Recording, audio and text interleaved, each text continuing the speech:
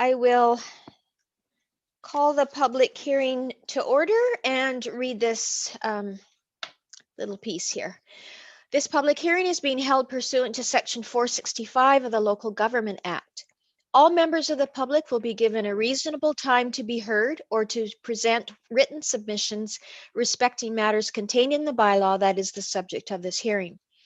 All information, correspondence, petitions, or reports that have been received by noon today concerning the subject bylaw have been circulated to Council and are available to the public as part of the meeting package. Staff will provide their report, followed by an opportunity for an applicant to speak. For the applicant to speak. Members of the public who have pre-registered to speak have been added to the speakers list in the order that requests were received. Anyone who is not pre-registered may call into the conference line during the live meeting by dialing 778-907-2071 and entering meeting ID 506-489-9374 and passcode 485186. There will be an opportunity for public comment according to the speakers list, followed by comment from those who have just joined the meeting. Speakers will be asked to state their name and civic address. Please note that all representations, whether written, in person, or electronic, are available for the public to view as part of the public record. Remarks will be limited to 5 minutes per speaker and should include all of the relevant information in their presentation. Further opportunity will be afforded all members of the public to speak a second or third time with new information only once all persons have had the opportunity to speak. Council may ask questions of staff and public, but once the public hearing is over, no new information can be received. Council debate on the bylaw will take place during the regular council meeting following the conclusion of the public hearing. At that time, any questions of staff will be for clarification purposes only. The corporate officer will now provide information on the notice of this public hearing. Thank you, Madam Mayor. Notice of this public hearing was provided by posting a notice at Municipal Hall, advertising in the Summerland Review on December 3rd and 10th, and by mailing 13 statutory notices to owners and occupiers in the surrounding area. Thank you. Who is presenting? Is it Brad or Alex tonight? I will be presenting. Okay, thank you. Please go ahead. All right, let me just queue up the shared screen here.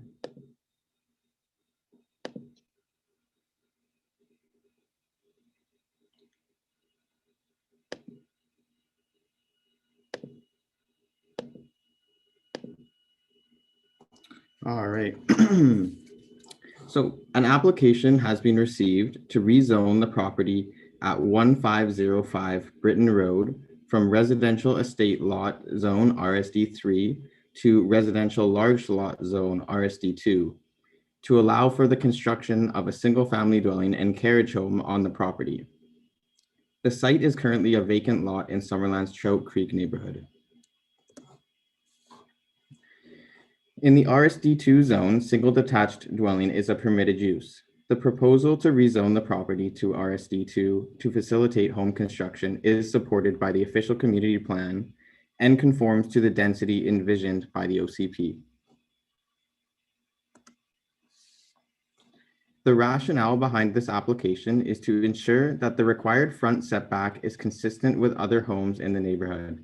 Neighboring properties are zoned as RSD2 and require a 6-meter front yard setback, whereas 1505 Britton Road is currently zoned as RSD3, requiring a 7-meter front yard setback. Rezoning this property would allow the neighborhood to maintain its form and character considering the existing setbacks. Another rationale for this change is to increase the allowable coverage on the property. The applicant plans to construct a single detached home as well as a carriage house. The existing coverage allowed under RSD3 is 30%. The proposed rezoning to RSD2 would increase the allowable coverage to 40%, making it easier to site both a home and a carriage home. The impact of rezoning 1505 Britton Road on neighboring properties is anticipated to be minimal, as the area is dominated by single detached homes. The surrounding neighborhood is already zoned as RSD2. Further, the proposed change will allow the new home to be constructed with a similar street front character to the homes already existing in the neighborhood. Thank you very much.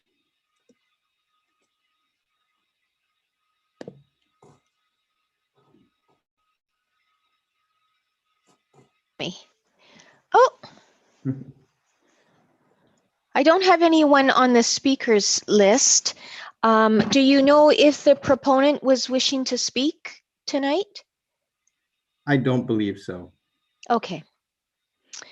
Okay, so is there anybody else that wishes to speak? I'll ask 3 times.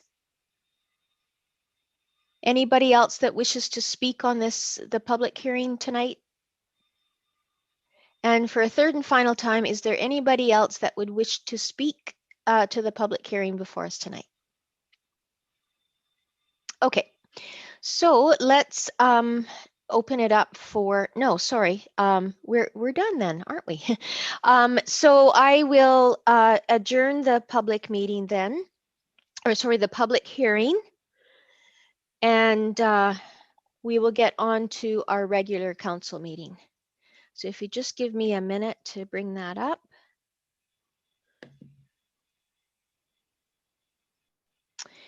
So I will call to order the regular council meeting of December the 14th. This meeting is being recorded live and is streaming on the District of Summerland YouTube channel, youtube.com District of Summerland. All representations to council, written or verbal, will form part of the public record and be available for the public, to the public for viewing electronically or as a written record. Members of the public may access the meeting or participate in the following ways. 1. Watch the meeting live or recorded. Individuals who wish to watch the meeting may view it on the District of Summerland YouTube channel, youtube.com, District of Summerland, live or recorded. Number 2, register in advance to speak during the meeting. Members of the public who wish to provide comment during the public comment opportunities found under items 8 and 15 are asked to register in advance by contacting the corporate officer at corporateofficer@summerland.ca with the following information: your name, civic address, and how you wish to participate, whether it be by telephone or Zoom. Further details will be provided to you upon registration. 3. Request to speak during the meeting. Those who have not registered in advance but wish to speak during the public comment opportunities may connect to the meeting by calling the meeting conference line at 778-907-2071 and enter meeting ID 506-489-9374 and passcode 485186. After I have provided everyone who has pre-registered with an opportunity to comment, the floor will be open to those on the conference line. Corporate officer, we moved or deferred an item to this evening's meeting. Where would you like that to go? Thank you, Madam Mayor. So we'd like to add the Visitor Center electric vehicle charging stations report following the development reports, so as item 9.6. Thank you. And are there any other changes to the agenda? None, Your Worship. Okay, thank you. So could I ask a councillor to bring forward the amended agenda for adoption, please? Councillor Traynor, seconder, Councillor Holmes, all in favor? Great, thank you. And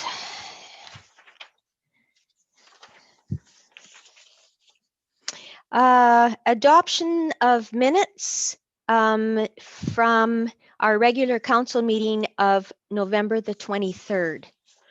Any changes, errors, or omissions in there? Okay, could I have someone bring that forward, please? Thank you, Councillor Holmes and Councillor Carlson. All in favor? Great. Okay, moving on to bylaws. So we're talking about the zoning bylaw amendment that we just heard in the public hearing to rezone from RSD 3 to RSD 2 at 1505 Britton Road.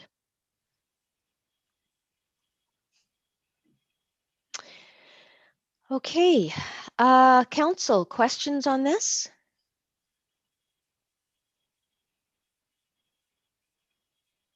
Okay, may I have someone bring this forward, please?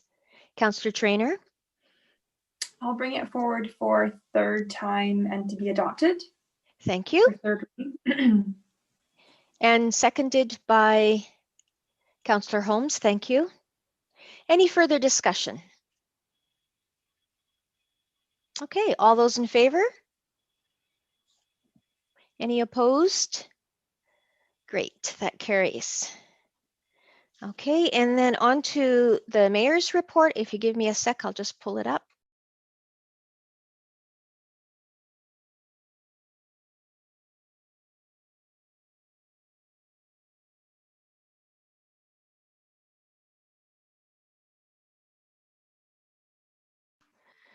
Okay, on November the 30th, Council had a committee of the whole meeting to hear the results of the community engagement on the proposed Summerland Recreation and Health Centre.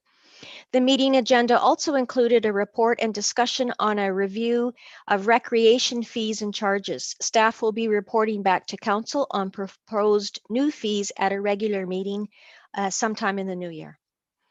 On December the 2nd, I attended the Southern Interior Local Government Association meeting. Vanderhoof Councillor Brian Frankel, who is the new president of the Union of BC Municipalities, spoke at the meeting about the key areas UBCM is working on in 2020-21 on behalf of all local governments in BC. These are infrastructure stimulus money, economic diversification, rural transit, rural connectivity, GHG emissions reduction, a 3-digit mental health hotline, and anti-racism. The 2021 convention, so of SILGA, originally scheduled to be held in Vernon, will be online and preparations are well underway.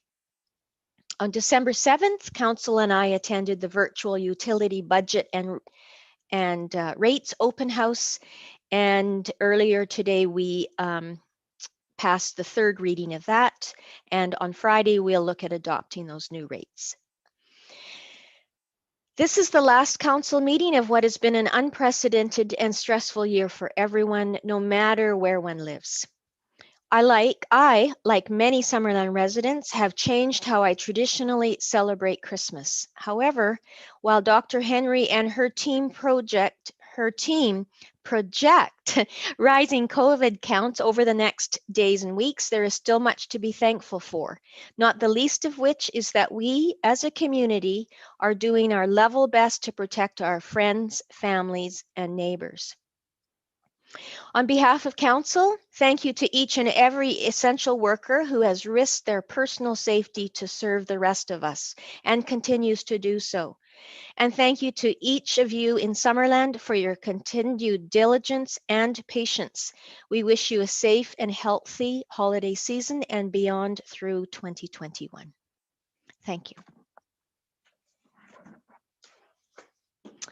Okay, our acting CAO. Thank you, Mayor Boot. Again, on the theme of the last regular meeting of Council before the holidays, I would just like to provide a few reminders of district operations and office closures to our residents over the next few weeks. Our Parks and Recreation team will continue to welcome people to our aquatic center and arena for various fitness opportunities, including public swimming and public skating, all throughout the holidays. They are operating, of course, under strict COVID regulations and guidelines to ensure the safety of residents and staff and to ensure they can remain open to the public. So just a reminder to adhere to all the protocols that are in place. There is a holiday health club and swim schedule, as well as the holiday skate schedule posted to the district website at summerland.ca/parks and recreation. So Municipal Hall and our Works Administration offices will be closed for the week between Christmas and New Year's, closing at 2 p.m. on December 24th and reopening on January the 4th. Our Works crews will be monitoring their phone line for any emergency calls. As those who may have visited Municipal Hall lately, you might have noticed we're moving things around a little bit. So when we reopen on January the 4th, residents will notice the Development Services team has been relocated to the public lobby space, switching locations with corporate services. Over the next few weeks and through the Christmas break, the remainder of the old carpet will be replaced as staff ensure the workspaces are set up and ready to go on January the 4th. We all look forward to welcoming Graham Stott to the district on January 4th in his new role as Chief Administration Officer for the District of Summerland. But in the meantime, on behalf of staff at the district, we wish everyone a very happy, healthy, and safe holiday season. Thank you. Okay, next on the agenda is the first of two opportunities for the public to comment. I do not have any notation that there is anybody wishing to comment. Okay, thank you. And so on to our first development report, 9.1, Z20-012, site-specific text amendment for 19223 Lakeshore Drive North. And this is one that Ariane is taking for us. Thank you, Madam Mayor. Okay.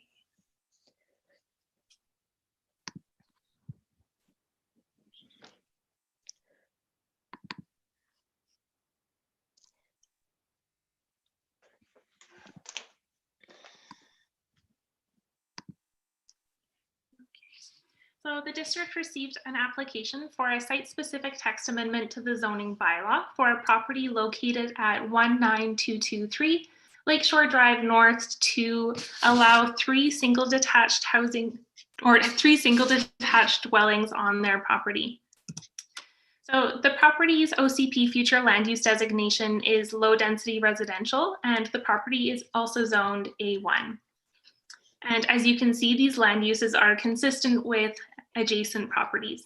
Ariane? Yes. Could I have you check your screen? What we're seeing right now is just your drive that shows your files.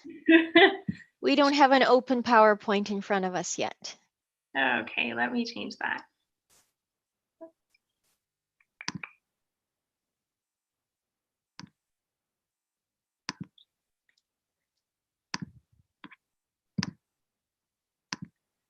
Here we go.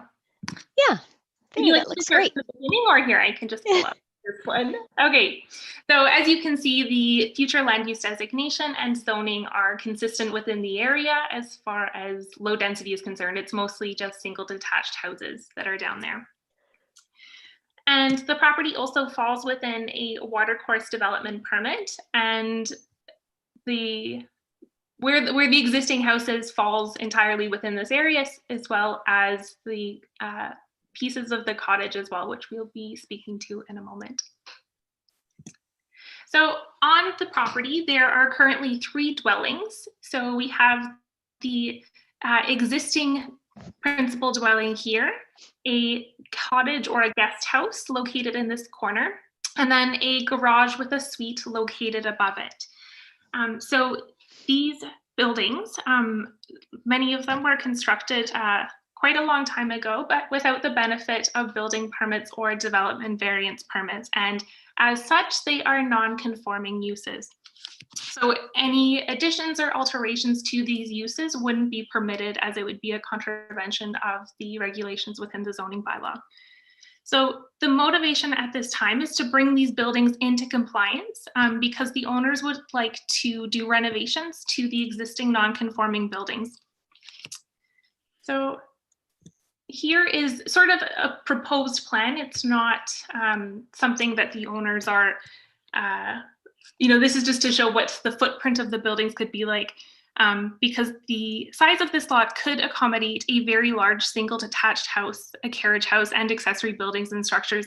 So to compensate for the two additional single detached houses, the applicant is proposing provisions to reduce the maximum lot coverage from 40% to 30%, to reduce the maximum floor area ratio from 0.54 to 0.35. And in doing so, this limits the size and massing of the development on the property. So for example, 40% coverage under the existing RSD1 zone is 1,362.8 meters squared, or about just over 14,000 square feet.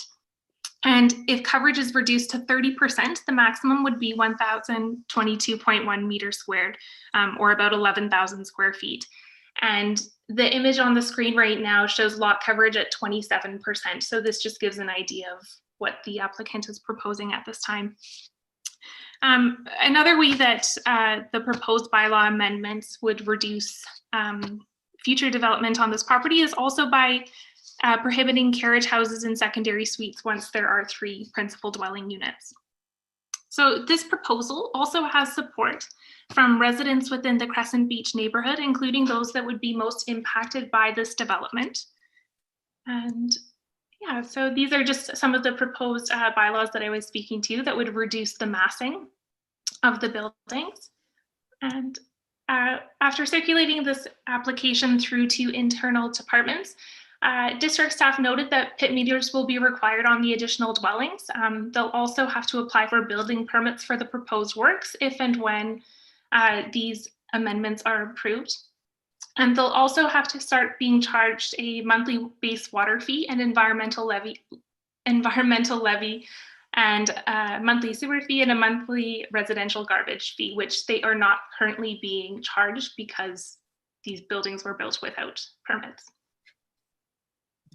So this application was considered by the Advisory Planning Commission, and they had an interesting discussion based on, the property having a history of building without permits, and then also the role of the commission not being to enforce regulations or penalize owners, but to bring non-conforming uses into compliance with the district zoning bylaw.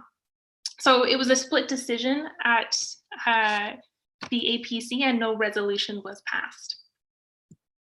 So given that these structures already exist and that the size and site coverage of potential future development will be reduced as a result of the proposed amendments, staff recommend that this application be given first and second reading and that a public hearing be held on January 11th, 2021.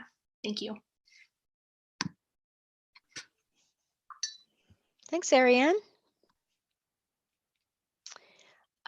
Questions, Council? Councillor Patton. Thank you, Madam Mayor. A question to staff or to our Director of Development Services. We know that the maximum size currently of a carriage house in a secondary suite is no more than 968 square feet. Do you know what the square footage of the guest house is and what the square footage of the carriage house is presently that's on site? Well, I'll pass that question to Ariane. I'm not too sure of the details of the current site coverage for the application. Yeah, so we don't have the size of the existing dwellings as they are. No. And because they were built without permits, we don't have a record in the file. If I may, Madam Mayor, would it not be prudent for us to ensure that the size of those 2 structures are falling within current bylaw of the 968 square feet before we move forward where they could be 1,500 square feet? We'd be opening up a door that we can't close with other properties within the district. And just a note, but they were built without permit. They could be oversized. Now they're asking for an exception for three units on a property, and I'm a little concerned in regards to size that it hasn't been brought forward. Thank you. Yep.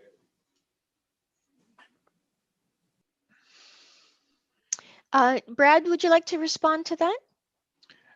Yeah, I would. Yeah, through Madam Mayor. I wonder, Ariane, if you can share your slide again with regards to that site plan that was provided by the applicant that shows the potential development footprint, because there is an outline provided on that site plan of the existing structures on the site. So although it doesn't show dimensions, they are smaller than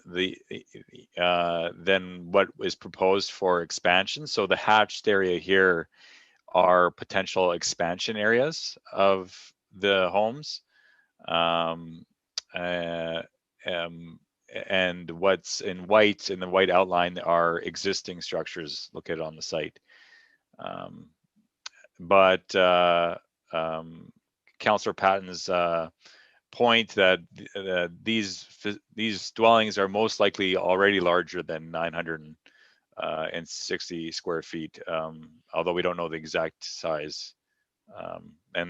But for that reason, they are seeking a rezoning for 3 dwellings and not specifically to allow for a carriage house and be subject to those regulations.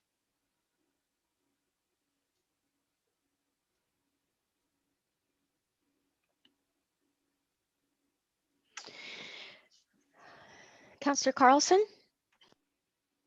Thank you. I was just making note that there's a proposed lot A and lot B. Is this in anticipation of a subdivision or does that already exist? There's no house on proposed lot A, so I'm just wondering if this is the first step in a longer process.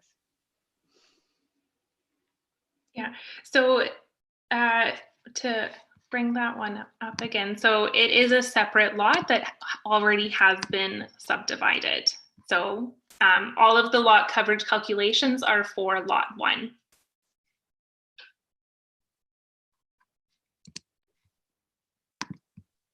And nothing is built on the other lot? No. Okay, thank you.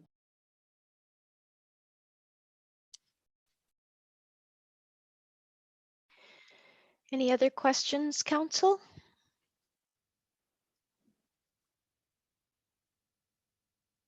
Councillor Traynor. Did the applicant give any reasons for not having a building permit when these structures were done 25 years ago?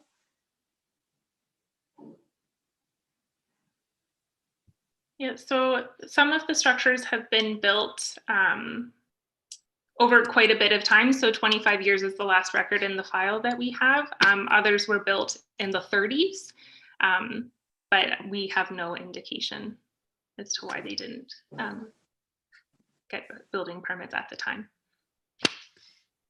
Because the one that was built, like the garage, looks fairly new, but maybe that is 25 years old. I guess it is. That's the most recent one, yeah. Okay. Okay, thank you.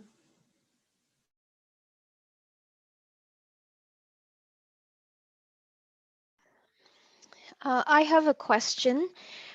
Do we have anything in our development bylaws that speak to the number of, because all 3 of these are residences, that speak to the number of residents you can have on a single lot?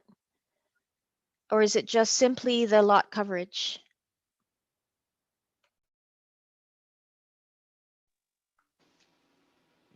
I'll take a crack at answering that one. Yes, the zoning for an RSD1 lot indicates that that the intended use is for 1 principal dwelling within a single family area. So that's written in the purpose of the zone, first of all. And so that's what, specifies the type of land use that will be proposed throughout the area. And for that reason, like duplex isn't allowed in RSD1 zone. Now, what's before council tonight is a site-specific provision, though, to bend that rule for this specific property, to allow these 3 existing dwellings to be equally located on the site and have equal, I guess, standing as principal residences within the zone. So it would be, what we were asking council to do is waive the requirement to have only one principal dwelling within a RSD1 zoning.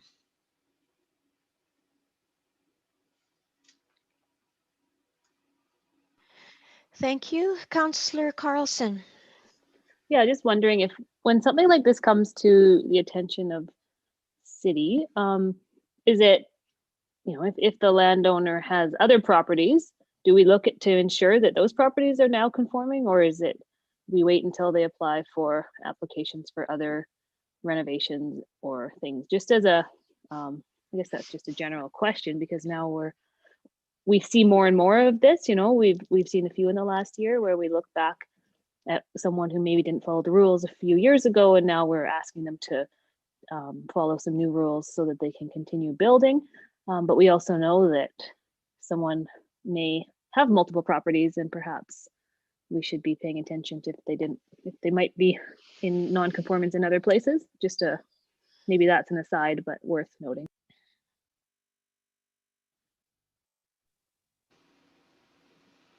Yeah, just a comment to follow up on that through Madam Mayor. I think the time to bring things into conformance is usually through building permit stage. That is kind of our enforcement tool to bring properties into compliance with our zoning bylaw. We are actively looking for unauthorized work and construction. We actually just found a new property today that perhaps was initiating a new house on a property that we need to bring them in for a building permit. So that is our enforcement tool, and we do have enforcement staff actively inspecting properties throughout the district to ensure that they are building with conformance with our regulations. But if something hasn't been built on for a number of years and it's been existing for a number of years, it's tough for us to enforce on that.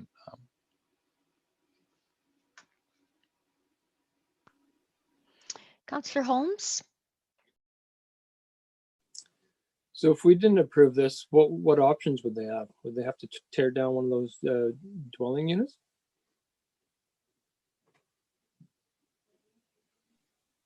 Or convert it into something that's not a resident? They are allowed to have accessory buildings, so we would have to look at the site coverage in terms of how it meets the accessory building regulations, and they could convert those existing structures to an accessory building that would be not suitable for a dwelling purpose. So I think that would be the one approach to bring into conformance with our bylaw, and then just decide which one is the principal residence that they want to keep.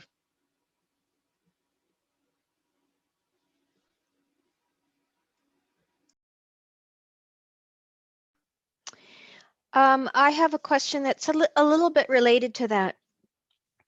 In the presentation by Ariane,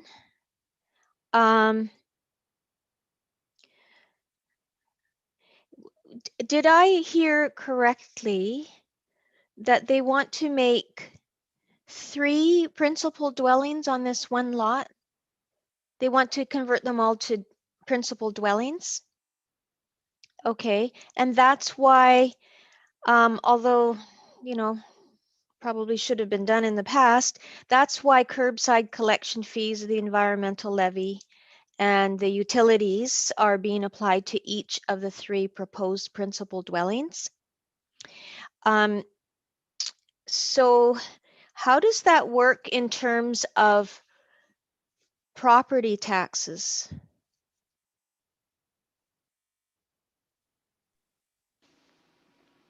I'll take a crack at answering that one again. I don't think it'll factor too much in the assessed value of the property. An assessor would look at the existing buildings on site and determine the value of those buildings on site, and perhaps might make a difference to the assessor that they're in conformance.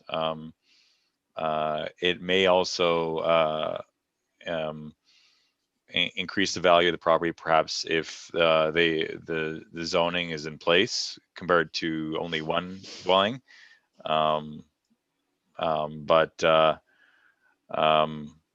It probably has been included in the valuation historically, if those buildings have been there and being used for residential purposes historically. Well, I guess my question is, when you're claiming your homeowner's grant on a property that you own, you can only claim the homeowner's grant on a single principal dwelling. But if all three of these are on the same property, does that mean that all three of them will be eligible for claiming the homeowner's grant because they're all considered principal residences? Because that doesn't seem to sit quite right. That would be a question to our finance director, and unfortunately he's not on the call right now. So Right. I think it could go with one property. I'm not too sure. But.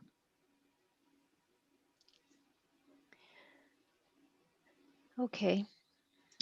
If I could just ask one other question, seeing as, unless there's a counselor that has another question just now. Councillor Patton, we'll go to you and then I can speak again. Thank you, Madam Mayor. Can our director, did we actually do a site visit and go into this carriage house on this property? The reason I ask is when you look at photo number 3, it's very odd that you have 2 doors and a third door, which you could say is to the garage, but if you went farther west, there's another man door there. It almost looks like you talked about a duplex. This almost has the tendency to fall into the realm of a duplex. So I'm just wondering if staff actually went on site and walked through this unit, or if they're taking the word of the applicant. I'm just wondering, because it doesn't look right. I think our staff member Ariane, as well as CEO Anthony Haddad, visited the site before I was working with the district. Ariane, do you want to comment on that? Yes, Anthony and I went in late September, early October to the site, and we just walked around the property itself. Mostly because of COVID as well, and wanting to stay outside. We didn't want to go into the buildings. So it possibly is 2 units within that carriage, in which they called a carriage house then.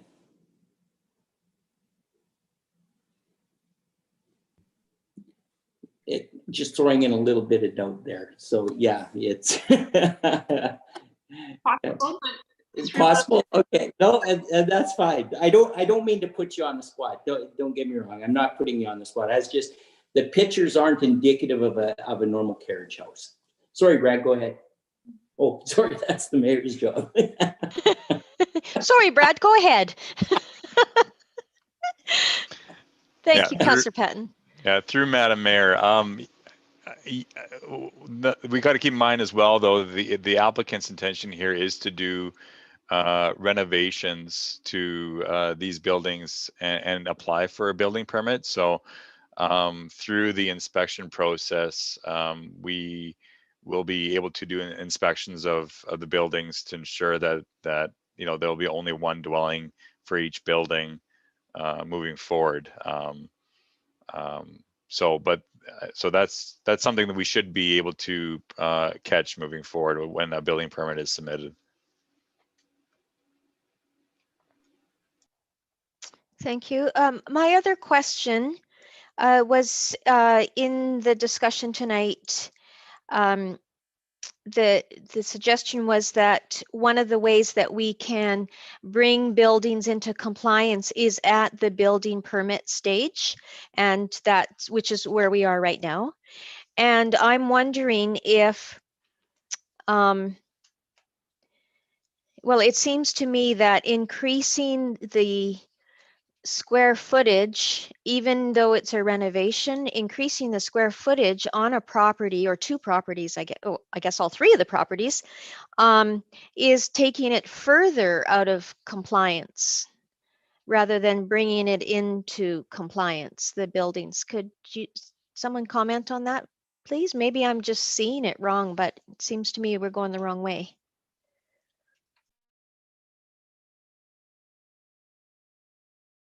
Sorry. Also, so the intent of this application is to bring these uses into compliance because they're there already and they'd like to do renovations, but because the two dwellings that are there are non-conforming, through this application, they're hoping to bring them into conformance so that they're able to do their renovations and submit a building permit. Well, perhaps I misunderstood. In the site plan that you showed us, the cross-hatched areas, what are those? What does that represent? That's the proposed footprint of the buildings. And as it is right now, they're allowed to cover 40% of their property. And what was shown with the hatched areas was only 27% of lot coverage. Right. So I understand the lot coverage piece, but what I'm questioning is the actual square footage of these, well, outbuildings. Maybe they're going to be called principal dwellings because they want to get around that, but that's what my question is. Yeah. So isn't the proposal to actually increase the square footage? They're also proposing to reduce the floor area ratio as well from 0.45 to 0.35, which would reduce the floor area too.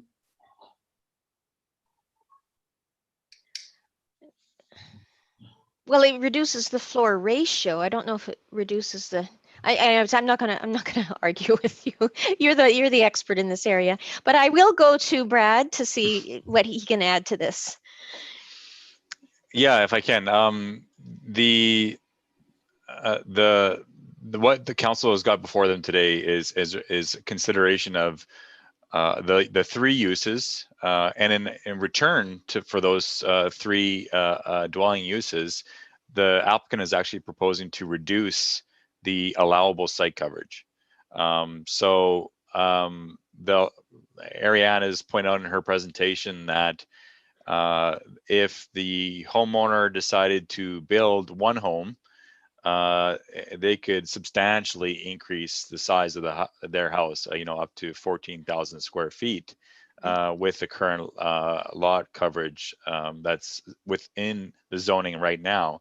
So in kind of a trade-off to council, the applicant is proposing, like, if you allow us to bring into conformance these three separate dwellings, then we will do a reduction of the site coverage from 40% to 30%. The hatched area on the plan are conceptual ideas for how theoretically they could perhaps expand the buildings if and still meet the 30% site coverage rule, the new rule that they're proposing. But they have no concrete plans yet to actually go forward with an expansion. They're just looking to bring these three existing buildings into conformance. So hopefully that helps. It doesn't, but thank you. Okay. Councillor Van Elfen. No, sorry, Councillor Carlson and then Councillor Van Elfen. I think Brad explained what I was sort of questioning, right? They could either build one mega house, but as far as I know, they don't want one mega house. They want three houses for three separate groups of people to be living in, which is, if it was my parents that owned that property, I'd feel the same way. So I think there's some merit to that. And if we can avoid forcing them to come up with some strange configuration that makes them all into one giant house, I think that we should be open to that idea.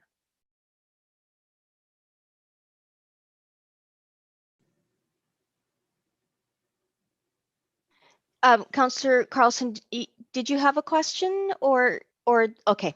I was going to, but Brad already answered it. Okay, Councillor Van Elfen.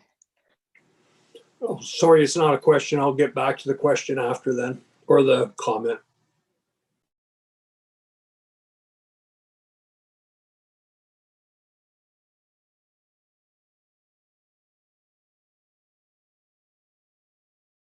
Oh, sorry. If there are no other questions, would someone like to bring this forward? Thank you, Councillor Carlson, and then we can further our discussion.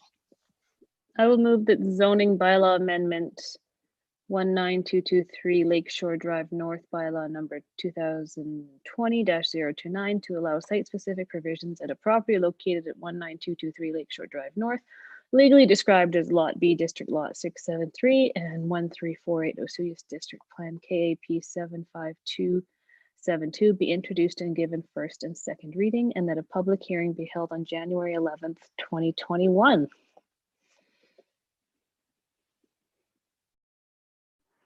Thank you, Councillor Carlson. You're seconding Councillor Van Elfen? Okay, thank you. Okay, and would you like to carry on with your comment? Thank you, Madam Mayor. No, my only comment is it's an opportunity for the district to bring all these buildings into some type of compliance. And I think that's a good thing. As said earlier, it sounds like the neighbors are in favor of what they're willing to do. And I can understand that. If I was a neighbor, I'd prefer to see 3 different dwellings than one monster house. And I mean, there are ways around it. I'm sure, you know, Brad can correct me if I'm wrong, but, you know, breezeways, rooftops, you could turn this all into one dwelling real quick, you know, legally. So this is one way of getting the property into compliance, and I gotta take my hat off to staff for trying to work with the landowners and see which our best result is. Thank you. Thank you, Councillor Van Elfen. Any further discussion? Councillor Patton. This site plan that you gave us is from 2001. This isn't even current. Like when you take a look at the block on the bottom, it's from December 12th, 2001. So how is this related to be current to what they want to do in 2020? The survey itself might be from 2001, but the drawings were done by the agent for the property who's going to be helping the property owners with their application. And Anthony had asked to demonstrate what the proposed footprints could look like, and she just drew it on the survey from the time. Thank you.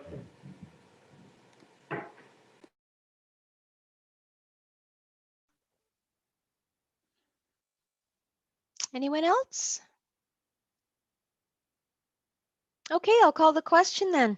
All in favor? Any opposed? Great, that carries unanimously. Thank you, Arian. Ready for another one? 9.2 is Z19-012, another site-specific text amendment, this time at 9114 Hoofbeat Street.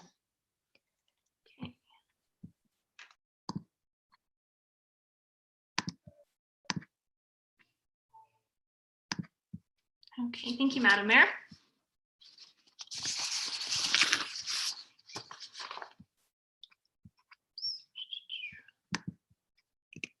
Okay, so this is an application for a site-specific text amendment to the zoning bylaw to legitimize a campground as an accessory use at 9114 Hoofbeat Street. The property's official community plan future land use designation is agricultural, and it is zoned A1. The property also falls within the ALR and is subject to the ALR use regulations. So understanding the chronology of the campground use on this property provides an important context to this application. In 2015, the owners obtained a temporary use permit from the district to operate a campground. The TUP expired in June 2018 and no extensions were requested. Despite the TUP expiring, the campground operated in 2018, 2019, and 2020 without proper approvals in place.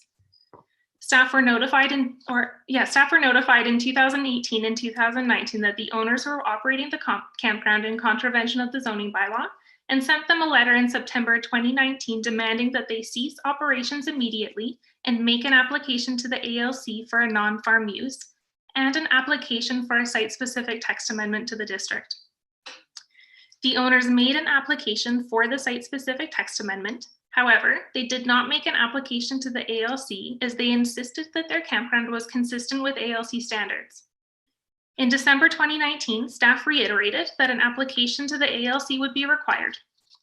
Due to changes in staff and the owner's winter holiday, the application remained stagnant until spring 2020.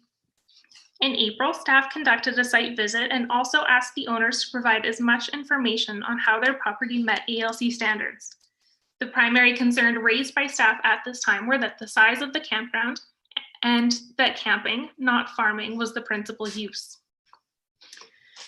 So the ALC allows certain forms of agritourism under the ALR use regulations. One tourism activity includes a harvest festival or other seasonal event. The ALR use regulation also allows agritourism accommodation related to that agritourism activity if additional requirements are met. So these include the property having farm status, the total developed area being less than 5% of the parcel, the accommodation being limited to 10 sleeping units, and that the accommodation is provided on a seasonal or short-term basis only. So in the spring, staff were concerned with the size of the parcel being used for the camping, as well as the duration of the camping as well. So with respect to size, the maximum size of agritourism accommodation is 5% of a parcel. The subject property is 28,218.75 square meters, and therefore the maximum size of agritourism accommodation is 1,411 square meters. To determine size, staff conducted both a desktop analysis of the site and visited the property and measured the boundaries of the campground along the hedges. So the size of the campground is approximately 1,400 square meters and meets ALC standards. Staff's interpretation of the developed area includes the perimeter of the hedges and the access area. The sites are able to accommodate the average size RV at 33 feet. If an RV extends beyond this area, it doesn't necessarily change the developed campground itself. Okay, so this is also correspondence from the ALC as well. So the other concern raised by staff was that the campground, not farming, was the principal use of the property. The owners suggested that their U-Pick peach event or peach orchard constituted as a harvest festival and met the criteria for having an agritourism accommodation. Staff asked the ALC if the peach U-Pick could be considered a harvest festival, and they agreed that it could.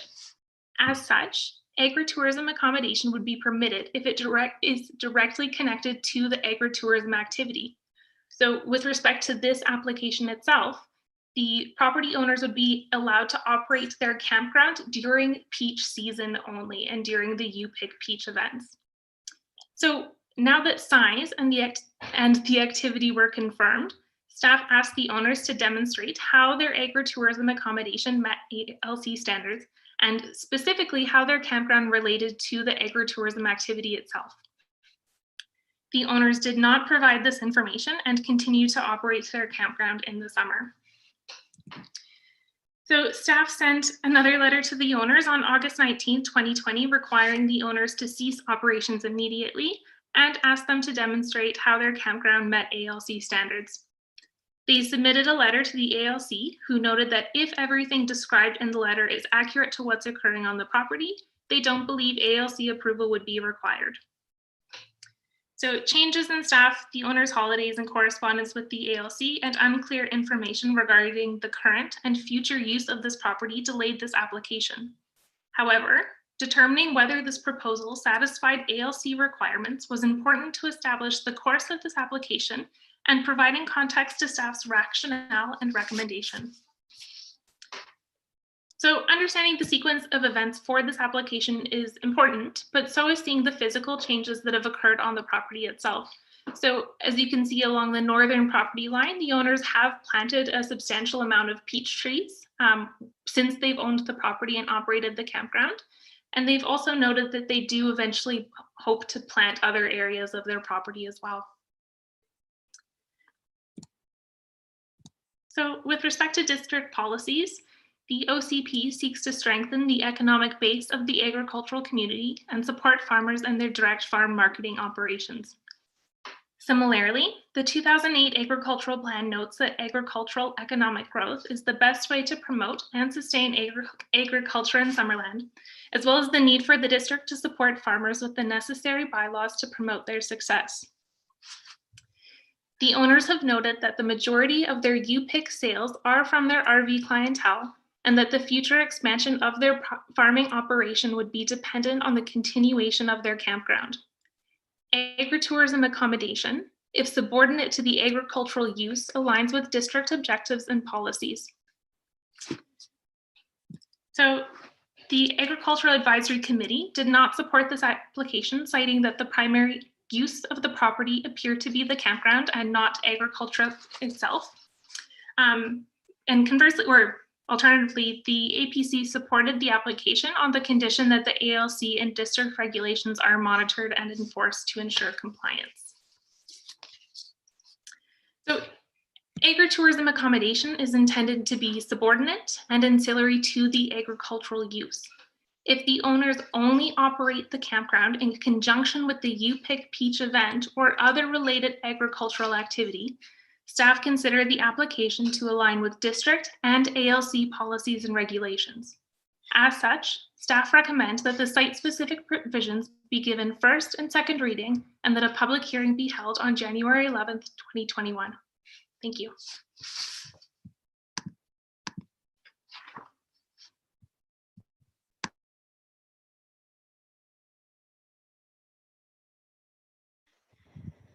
Thanks, Ariane. Any questions, Council? Councillor Barkwell, please go ahead. Yes, there's a slide in there about the conforming to ALC regulations as a harvest festival. Is that a correspondence from the ALC to you, or is that correspondence to the proponent? And do you have a copy of that correspondence? Yes, that was an email to me in May, and I do have copies of that correspondence. That was a direct quote that I took. Can you put that up on the screen? Like, that should have been in our package. I'm kind of annoyed. You know, it was an issue at the Agriculture Advisory Committee meeting. At that time, it was presented as what the proponent was saying.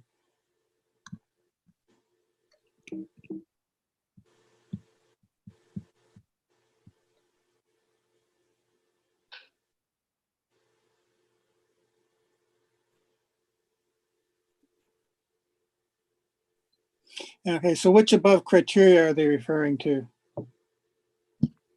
So those would be the criteria for the for agritourism. For like size of the operation and the number of units and such? Yes.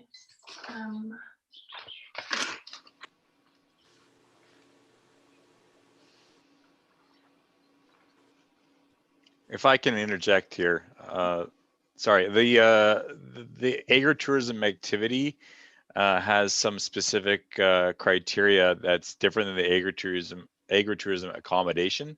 So the 5% size is an agritourism accommodation regulation. So I think in this email, the ministry staff was just referring to the 3 criteria for determining if it is an allowable agritourism activity, which would, I think, include it's on farm land, farm assessed land.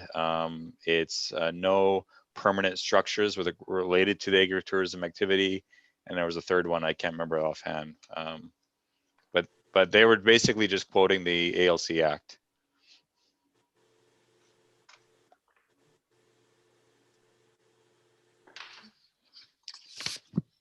Councillor Barkwell, do you have another question?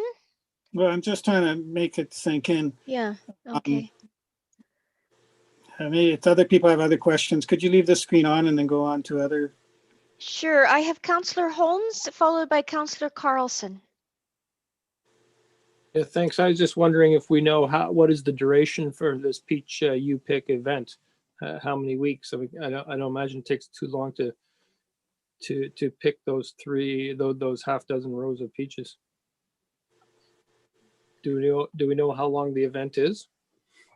So it would be during their U-pick event. So it could last however long peach season is, and how often people come through the property to pick those peaches.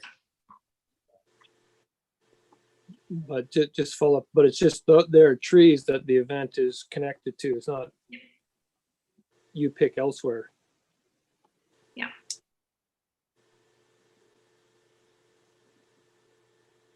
My turn. Councillor, Yeah, yes. either Ariane or Brad, I'm wondering if either of you can confirm, but the city of Kelowna has some form of moratorium or a within their agricultural plan and zoning and bylaw, they do not permit RV parks on ALR land. Can you confirm that for me, or is that something I would have to do further research on? I don't know about Kelowna specifically, but agritourism accommodation is something that local governments are able to have some flexibility with. So it is possible that they could prohibit this use, but the agritourism activity is a use that cannot be prohibited by a local government. Sure, of course. So the actual accommodation on site can be.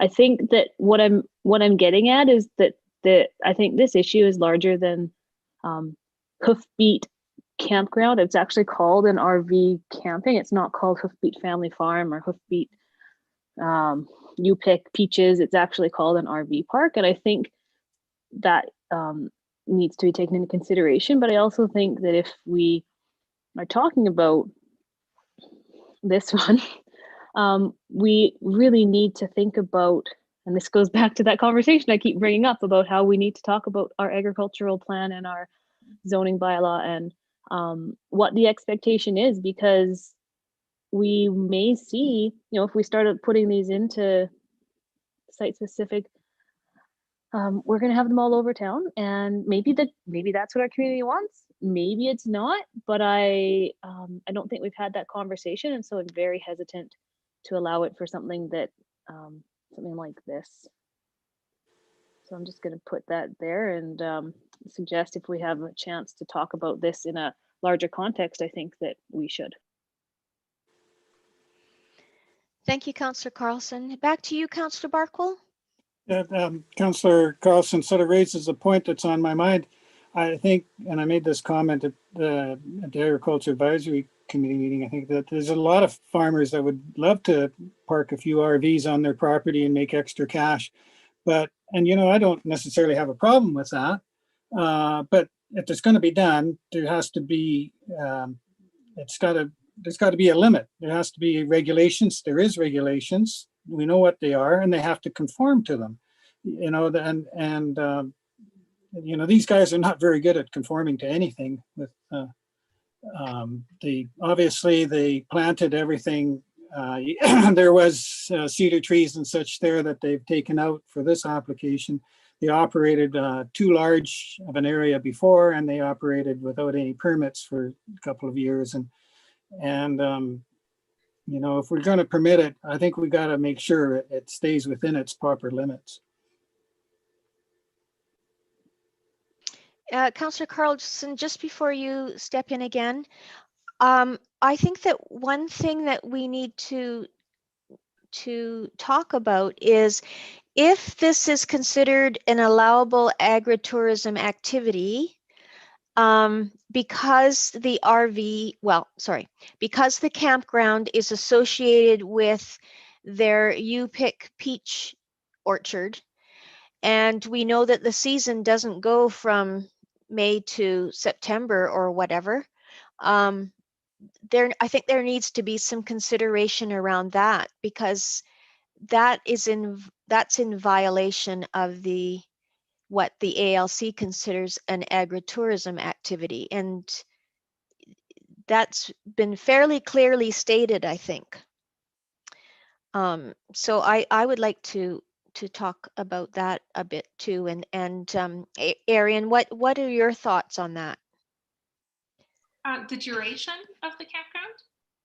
Yeah, my understanding at least is that yes, it's considered an agritourism activity as long as it's associated with something that actually is agricultural.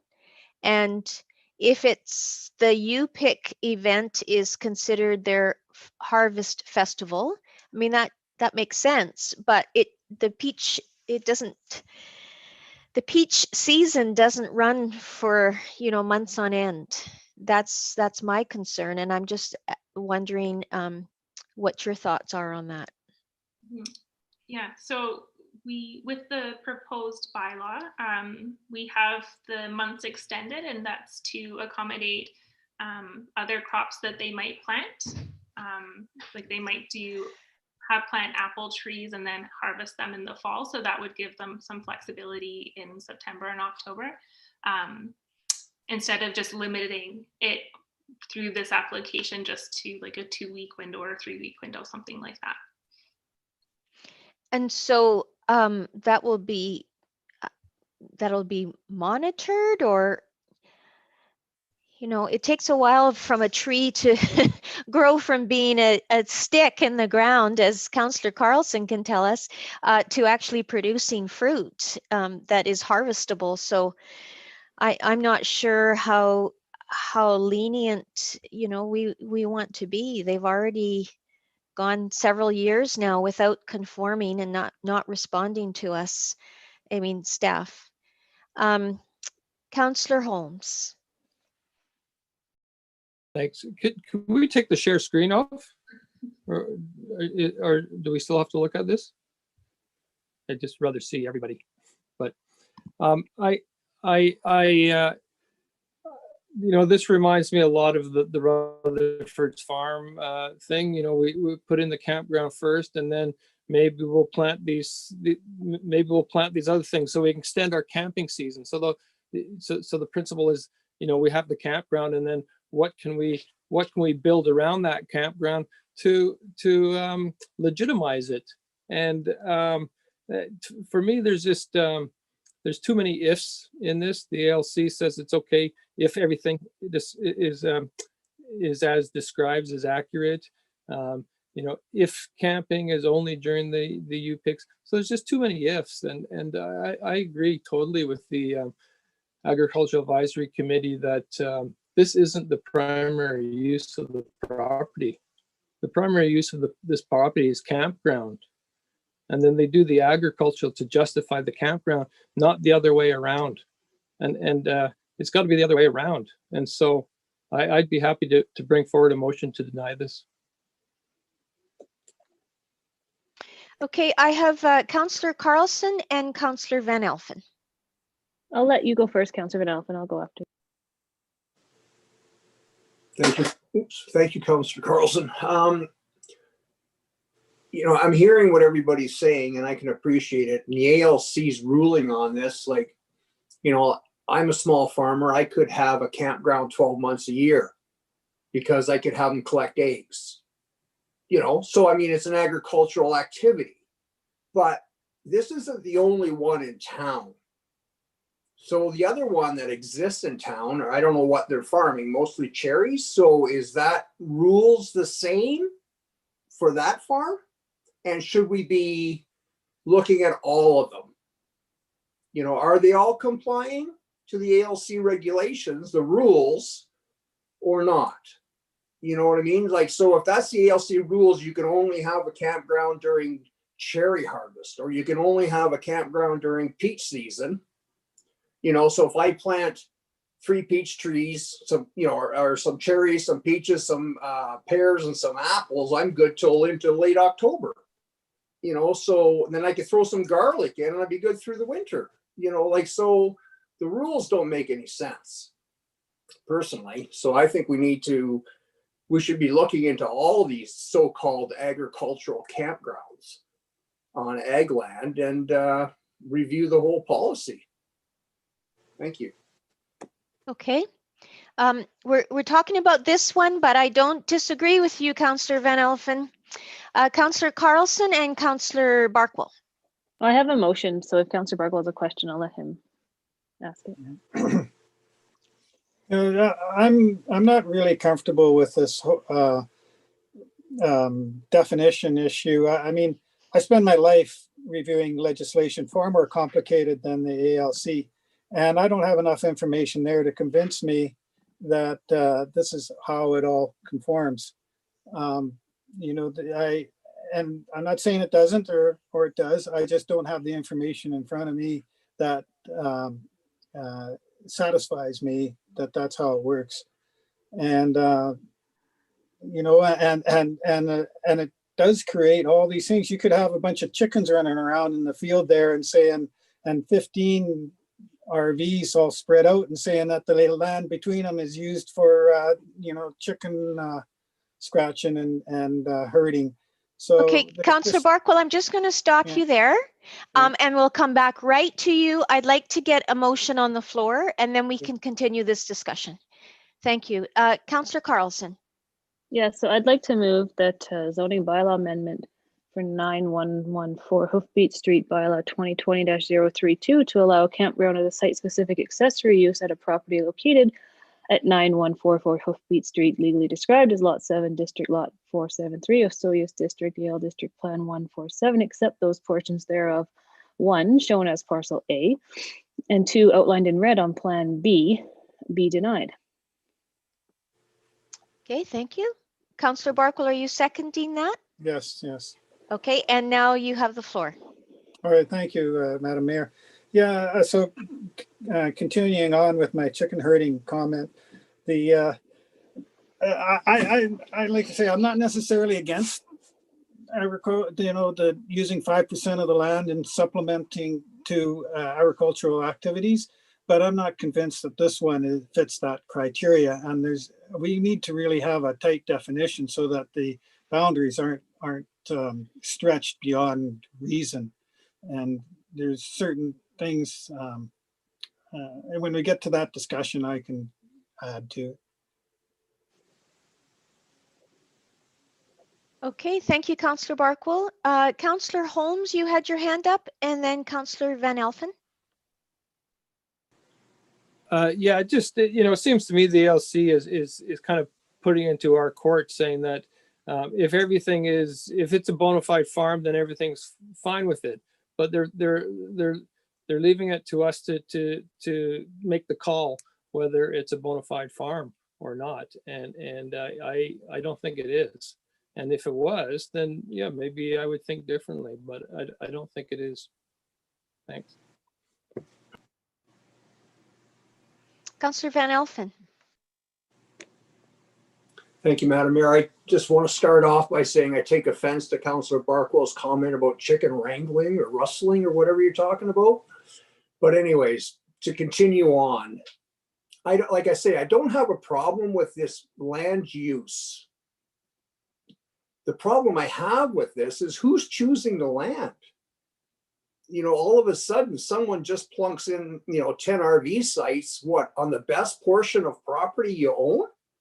You know, it's a different story if our planning committee or our planning department and the ALC was involved from square one, and you looked at a parcel of your property that wasn't very productive for say, and that's where you wanted to put a campground, would make more sense to me than plunking it into some of your best arable property. So that's just a comment, and I'll leave it at that. Thank you. Councillor Carlson. Yeah, just follow up on what Councillor Van Elfen said. If you actually look at the what was the proposed bylaw, the setbacks that are in our permit actually require it basically to be in the middle of any property. And I think that's another piece of this question, right? I mean, April 1st to October 31st would be the season. Peach trees don't bloom until end of April, beginning of May. And I think that when you look at 15 meters and 30 meters and 60 meters, if there's a residential building nearby, that really changes where you could put something like this. And so just like Councillor Barkle and Van Alphen, I mean, I see the merit in allowing some of this in certain places, but we need to, someone like Davidson's Farm up in Vernon, yeah, they do agritourism and they do it really well. And so putting some RV sites on a place like that makes sense. But when you're just, yeah, and I think we should talk about it further, because there's a great potential, but there's also some big pitfalls, and this, I think, is one of them. Councillor Barkwell. Yes, Councillor Van Alpen brings up a really good point. That, if there's an unused corner, and because we all know lots of properties like that, and it's near the property line, I'd certainly entertain a variance to make that a useful corner, that's not productive anyhow. So I think that what council we want to be doing is being accommodating where it makes sense, but maintaining the integrity of the farm when it makes sense too. And I think by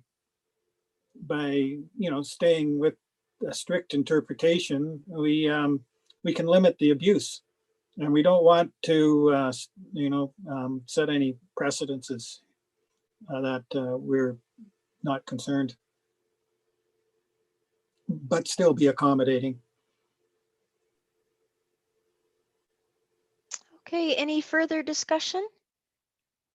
Councillor Traynor.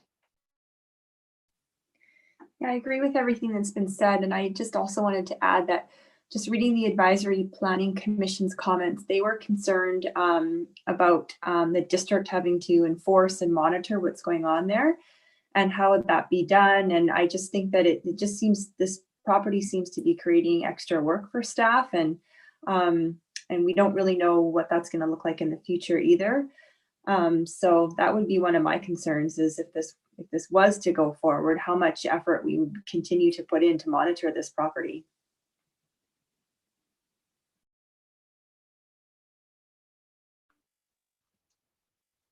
Anyone else? Okay, Councillor Barkwell. I would just add that I don't know if I was the only one, I don't remember now, at the Agriculture Advisory Committee meeting, but that was their concern too. And you have to give it some weight, but I don't know if it's a deciding factor, but it's a factor that you would give some weight.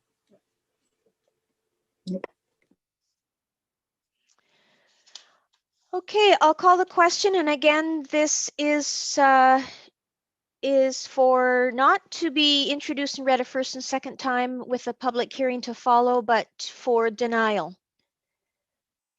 All in favor? Any opposed? Okay, that carries unanimously. Okay. So on to 9.3, ALR 20-003, non-adhering residential use. And this one,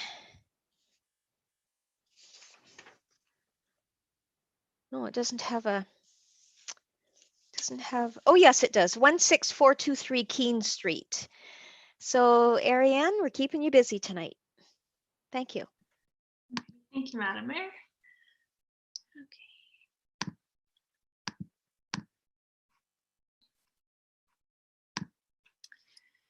Okay, so the district received an application for a non-adhering residential use for a property located at 16243 Keene Street. The property's OCP future land use designation is agricultural, and it's also zoned A1. And as you can see, these land use patterns are consistent with adjacent properties, with the exception of some low density residential along the lakeshore. The property also falls within the agricultural land reserve, hence this application and a non-adhering residential use.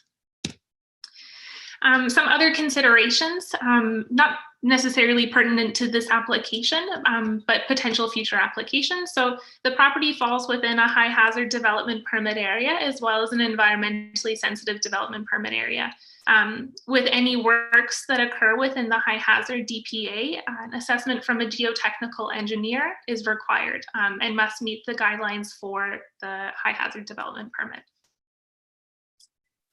Oh, and with respect to the environmentally sensitive area, the majority of the works are occurring outside of that area. It's mostly confined to a steep gully of sorts. And it's quite steep, so the owners aren't anticipating doing any work in that area. So this is the existing site plan. So really the majority of the works that are occurring are within this yellow highlighted area. The owners are doing some fairly extensive renovations to their house, and which are mostly cosmetic, but they're also expanding the footprint of their house and doing adding some more garage space that they're hoping to use for farm equipment. And on the second story of the house not shown here, they're also adding a secondary suite, which is increasing the floor area as well. So the ALC restricts the total floor area of a principal residence to 500 meters square or less. And this proposal seeks to increase the floor area from 490.5 meters squared to 535.8 meters squared, and this excludes 42 meters squared of garage space as per the ALC's definition of total floor area. So to be able to facilitate these renovations, the owners have applied to the ALC for a non-adhering residential use because their proposed floor area is above ALC standards. So here's a picture of the existing house as it is, and the majority of the works are occurring just where the part white car is. That's where the footprint is being extended. But the majority of the renovations, like I was saying, are fairly cosmetic. So the house as it is quite large, but the owners are hoping to upgrade the facade. The house has good bones, but the deck, for instance, is deteriorating, and there are some other elements to this home that are quite dated, so they're hoping to upgrade that. Again, so this is the house as it is, and just to illustrate the proposed floor area, again, it's not particularly large, and then from a different angle as well. So the intent of size restrictions is to minimize the impact on productive agricultural land, and the district's OCP and zoning bylaw address this issue by confining residential development to farm residences and also limiting that development to the farm home plate. So the location of the proposed addition is unlikely to affect the farming potential of the property, as the location of the development is already paved, and it's already, like, the house itself is already quite large as well. And the owners have also indicated that they are planning to plant peach trees or more fruit trees. So there are about 70 mature apple trees on the property down below, and in this fallow fields, that's where they're hoping to plant trees. And they're speaking with their neighbors and trying to figure out different agreements to be able to facilitate that dream of theirs, because they just bought the property fairly recently. And they're also hoping to have some space for their farm equipment to be able to help with the existing and the future trees on the property. So at the different committee meetings, both of them supported the application, noting that the area is already paved. At the Agricultural Advisory Committee meeting, though, they did raise concerns about how having large houses can set a precedence as far as making farmland more unaffordable to future farmers, which is maybe something to take into consideration as far as other applications as well. So given that the house is already quite large as it is, and the area of the proposed development is already on a paved surface and will unlikely impact the farming potential of the property. Staff recommend that this application be forwarded to the Agricultural Land Commission for consideration. Thank you. Oh, my mouse has disappeared. Oh, there we go. Okay. Thank you, Ariane. Questions, Council?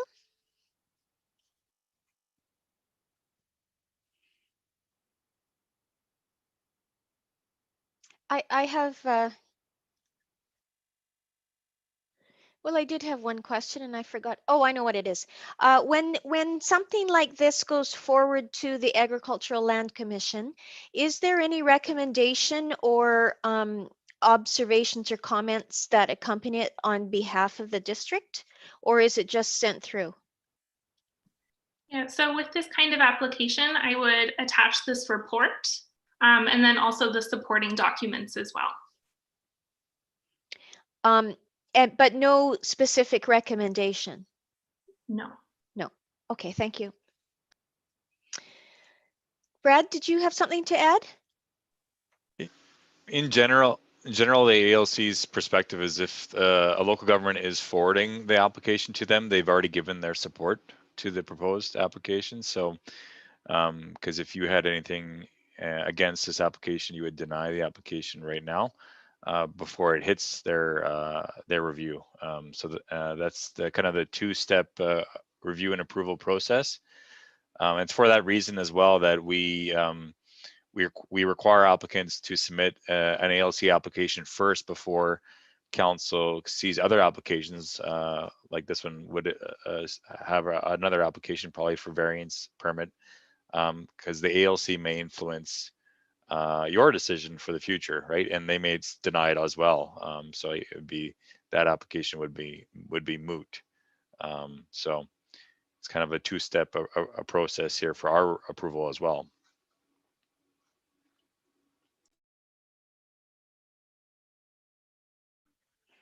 Any other questions of staff? Could I have someone bring this forward for pushing on to the Agricultural Land Commission? Councillor Van Elfen. Thank you, Madam Mayor. That the non-adhering residential use application ALR 20-003 for a property located at 16423 Keene Street, legally described as that part of a block 12 shown on Plan B 15A2 District Lot 454, so use division Yale District Plan 160 be forwarded to the Agricultural Land Commission for consideration. Thank you. Councillor Carlson, you're seconding. Thank you. And then did you wish to speak to this, Councillor Van Elfen? Yes, Madam Mayor. Okay. This is one of those ones that, you know, makes a lot of sense. It's on a, you know, it's basically an existing building, you know, in a parking lot. It's not like we're going to use up ag land, you know, and starting a bunch of excavating work. This is on a paved portion of their property. So I would support it. Thank you. Thank you, Councillor Van Elfen. Any other comments or further discussion on this application? Councillor Carlson. Just a little bit more. I know that it was mentioned, a couple of the concerns from the advisory committee.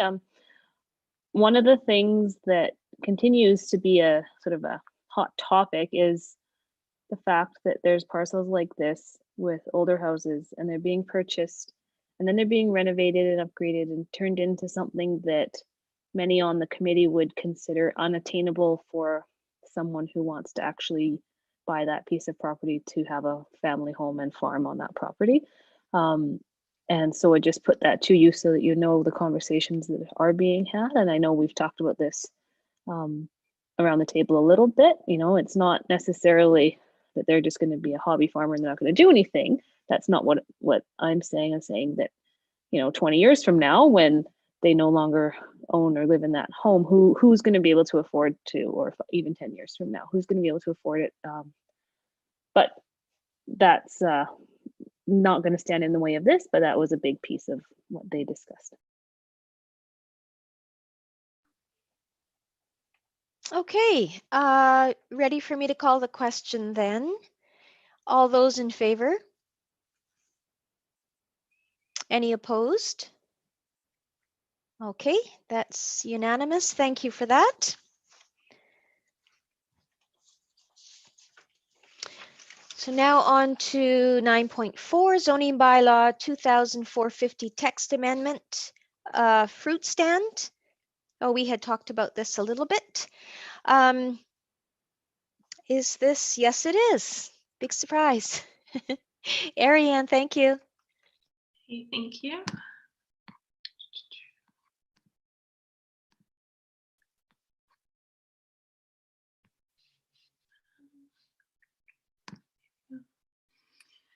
Okay, so this is a proposal to amend the zoning bylaw with a site or with a text amendment to allow a fruit stand as a permitted principal use within the A1 and A2 zone. So the ALR use regulations specify farm uses that cannot be prohibited by a local government, and it includes the sale of farm products if all the farm products offered for sale are produced on that land or by an association to which the farmer belongs, or if the area for the retail sales meets the following conditions. So the total area doesn't exceed 300 meters squared, and if at least 50% of that area is limited to the sale of farm products, grown on that land or by an association to which the farmer owns. And as it is right now, farm sales are not currently a permitted use within the A1 or A2 zone, which is a direct contravention of the agricultural use regulations.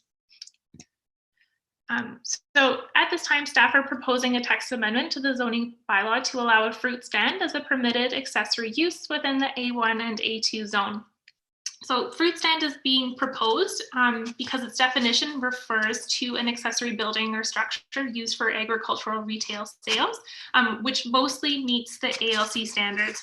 So it was identified in the by the representative from the Ministry of Agriculture at the AAC meeting that noted that although this definition is close to meeting ALC regulations, it still doesn't fully align with their provisions because our definition only allows for the sale of farm products that are produced on that lot.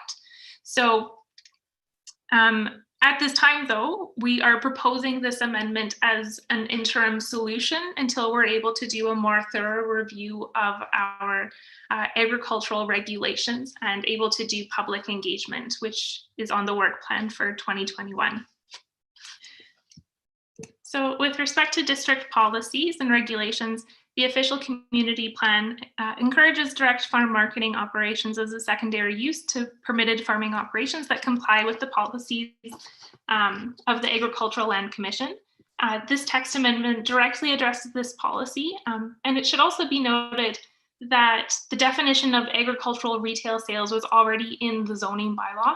However, it wasn't connected to a specific zone or use, so staff believe that the intention has been to allow direct farm sales, but an error was made in not directly tying it to a zone or another definition. So staff are hoping to rectify this issue through this amendment and to better align district regulations with ALC standards.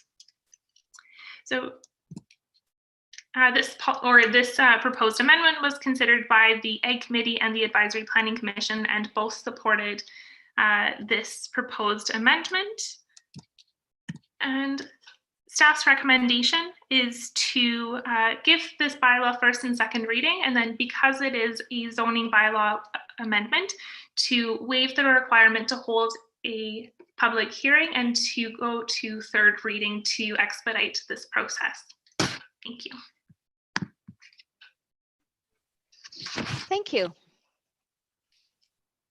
Questions? I think this is a pretty straightforward one. Could I have someone bring it forward, please? Thank you, Councillor Carlson, seconded by Councillor Van Elfen.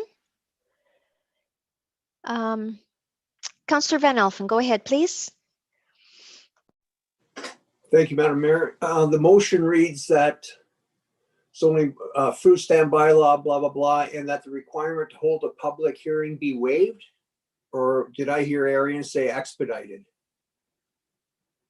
Am I to be waived? Am I correct? Thank you. Brad, did you wish to speak on this? Yeah, I would. Through your worship,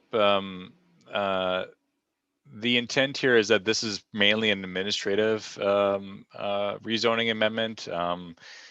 We don't, at the staff level, we don't perceive to be any harm. In fact, we'll be probably doing a benefit to a lot of the agricultural land owners throughout the district. And so in order to expedite the process, we are proposing to waive the requirement for a public hearing in accordance with the Local Government Act. We will still be notifying the public through an ad in the Summerland Review and our proper notification requirements for the purposes of a zoning bylaw amendment. But we will be able to save a few weeks off bringing this back before council for third and adoption with not having to go to a public hearing. Okay, that's clear then. Any discussion on this? Okay, I'll call the question. All in favor? Any opposed? Great, thank you. And now on to 9.5. The November 2020 Development Services Department Monthly Report. And that's me again. Before I get into this, I do want to thank Ariane for the running the gauntlet there for presentations. She's done a lot of good work for us here internally in moving these applications forward. So kudos to her. Ariane also has provided the updates to this monthly report that I'm presenting tonight. We've provided a status updates for a number of current applications we have within our system for rezonings, subdivisions, development permits, and development variance permits. We've also updated the year-to-date stats we have for development applications, and not much has changed from the last time I presented with regards to development variance permits being the high permit intake for 2020. And then for building permit activity, we've had about on average, a little bit higher than actually on average now, total construction value to date. Not as high as 2019 with 31 million so far in 2020 versus 45 million in 2019. But in previous years, you can tell that we are outpacing 2016 to 2018. And as well, our building permits issued to date are about on average as well for the last 5 years. So I'm happy to take any questions from council on our monthly update.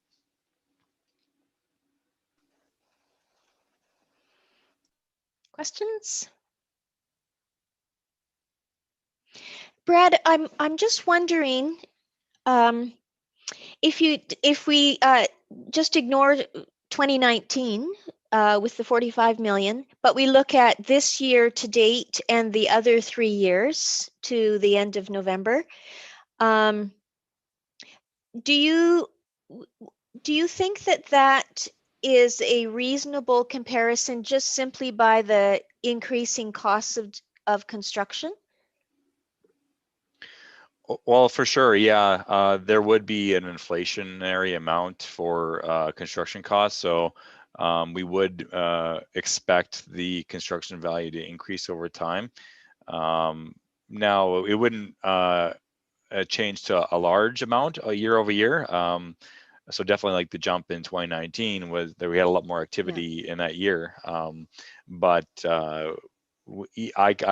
think that 2020 is pretty comparable to those 3 prior years.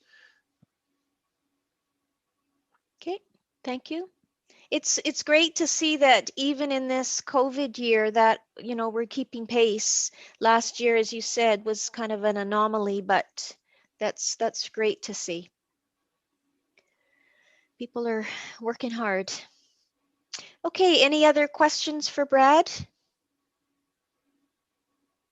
All right. Oh, Councillor Barkwell. Yeah, I was just wondering, maybe this is an opportunity to ask, how are things with our Development Process Improvement Committee? Do they have any more meetings, or when's their next meeting, and what, do we have any outcomes? And Yeah, it's a good question. We actually haven't met since Anthony has left, other than actually a quick meeting to introduce me. Anthony did do that right before he left.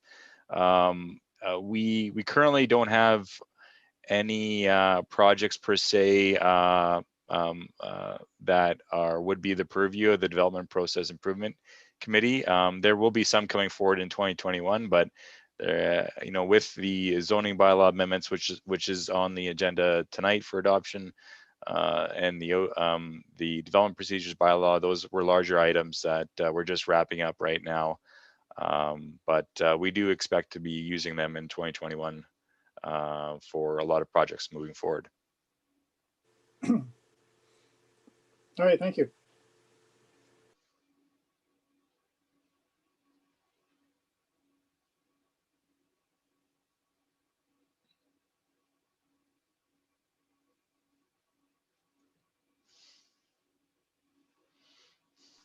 So we'll receive this for information, please.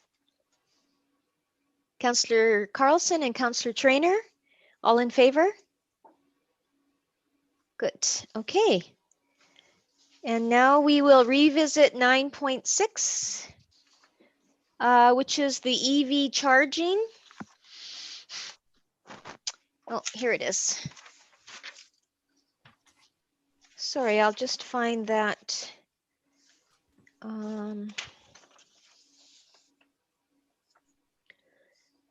Or will I? Visitor Center electric vehicle charging stations, additional information. Hello, Tammy. Good evening, Madam Mayor, Council. Thanks for squeezing me in here in this late hour. I'll be brief. As outlined in your package and as requested by Council, staff have provided additional information regarding the 2 level 3 fast charging stations proposed for the tourist center.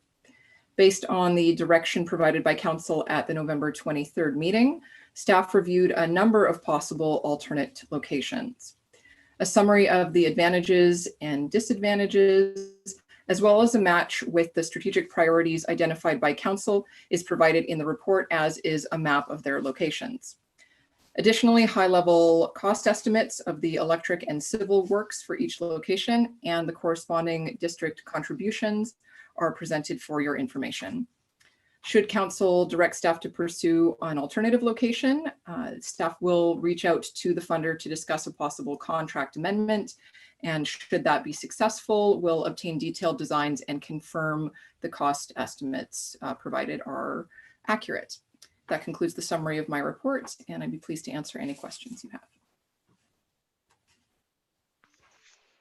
Boy, that was quick. Questions? Councillor Holmes. Yeah, thank you. I was just wondering, in the chart where you're comparing the different locations, and there's the expected usage. How did you determine that for each site, the expected usage? Thank you. Through the chair. So this is a little bit subjective based on staff's understanding about traffic in the area, competing uses in the site, some sort of informal conversations we've had with EV owners about what they look for in terms of a charging location. And so we looked at convenience being the first factor of how close these sites are to amenities and or the highway, and then based the notes in the report off of those factors. Okay.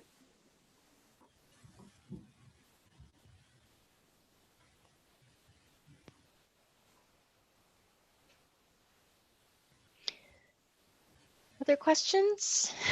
Councillor Holmes, you again. Thanks. Could you remind me where the other, how many level 2 chargers are we getting altogether? And where are the others going? Thank you. Through the mayor. So we are adding 16 level 2s to our existing 3. So we'll have a total of 19 level 2 or slow chargers. And then we'll have 6 level 3 or fast chargers. Right. I meant the level. And so the locations, I can break down the numbers for you, but the locations are Municipal Hall, Memorial Park, the resort, and the post office. And then currently approved is the visitor center for 2 of the level 3 chargers. So there'll be 1 each at those 4 other locations. Sorry, so to clarify, so at Memorial Park, there are 2 fast chargers and 8 slow chargers. Okay. At Municipal Hall, there are 4 slow chargers, no fast chargers. At the resort, there is 1 fast charger and 2 slow chargers. And at the post office, there will be 1 fast charger and 5 slow chargers. Okay. And I hope those numbers all make sense because that was off the top of my head. Yeah, that's perfect. I was just interested more in the fast. Thanks. Yeah. So can I follow up on that? Yes, then? go ahead. So would it be? So we might not want if we want 2 fast chargers at, say we pick a different location. Could we switch out a fast charger, say to Municipal Hall, put a fast charger in Municipal Hall and take one of the slow chargers and put it with the other fast charger to a different location that we plan to move it? Thank you. Yeah, through the chair. Yeah. Sorry. So the Memorial Park and Municipal Hall installations are complete.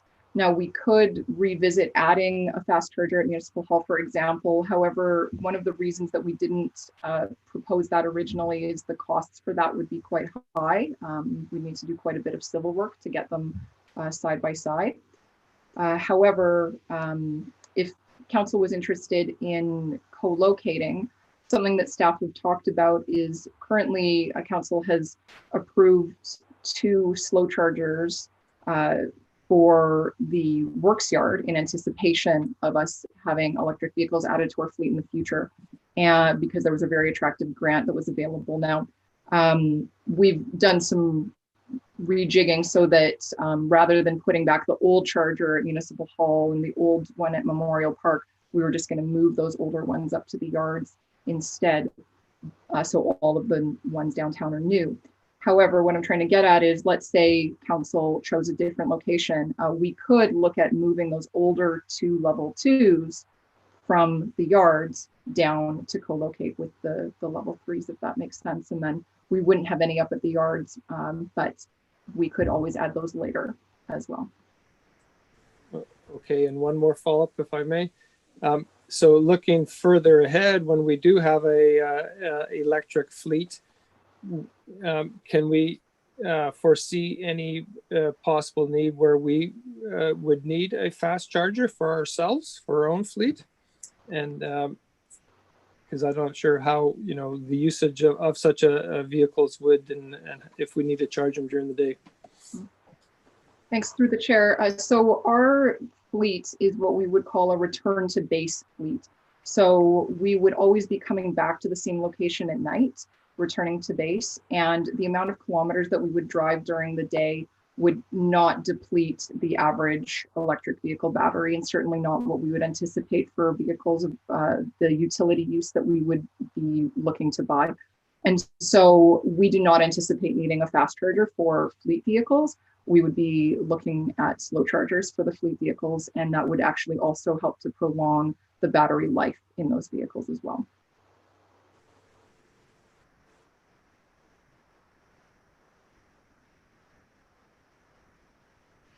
Councillor Barkwell.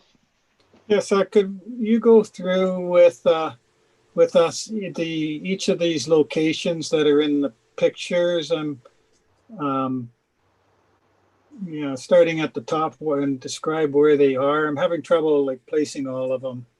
No problem. Yeah, in the interest of time, I didn't want to do that in case unless I was asked, but I'm happy to do that.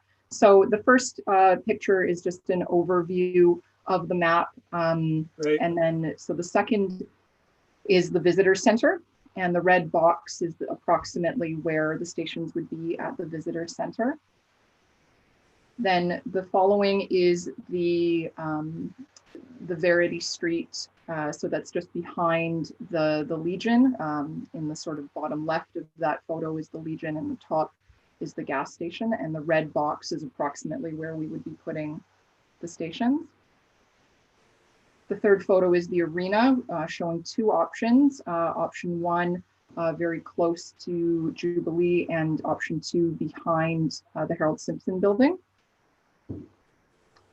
The next is the Turner Street location. So this is a park just north of the gas station and A&W, and that little commercial area that's shown on the summary map at the start. And so it's a small park in a residential area, but walkable to the commercial area. And there is three-phase power right there, which is one of the reasons that it was brought up by staff in our utility and works areas. The next photo is just outside of, I can't remember, sorry, the proper name of the park, but just off of the highway, sort of across from the wastewater treatment plants and to the north a little bit. Just off of the photo to the right would be the sod house. So that's where that is. And that was another location that was recommended. Is it's technically a road right of way that we have some area that could be parking, made into parking, and it's close to three-phase power. The next photo is the Sani dump, just showing sort of a potential area at that location where we could put the stations.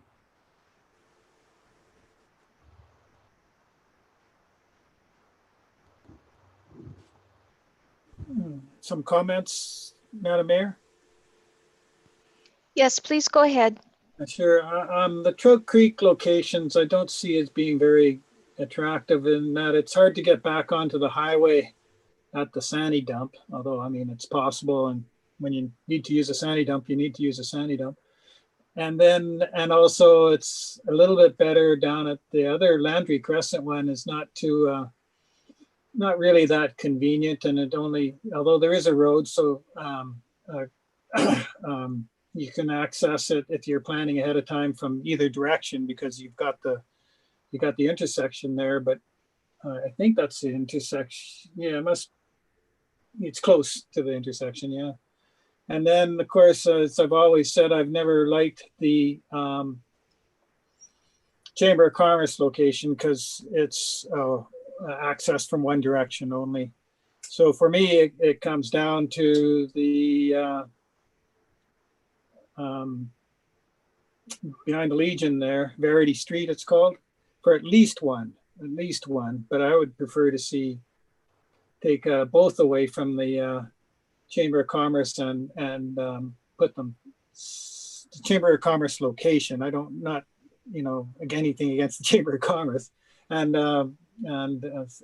put them somewhere else, because at the Verity location there's the street light there, so you can access them from either direction, and you can stroll over and get a coffee or a beer and then go back to your car if that's what you want, or you stay in there and catch up on your emails and stuff. So I don't know how I would put that in the form of a resolution, but anyway, before I do that, I'd like to hear some comments.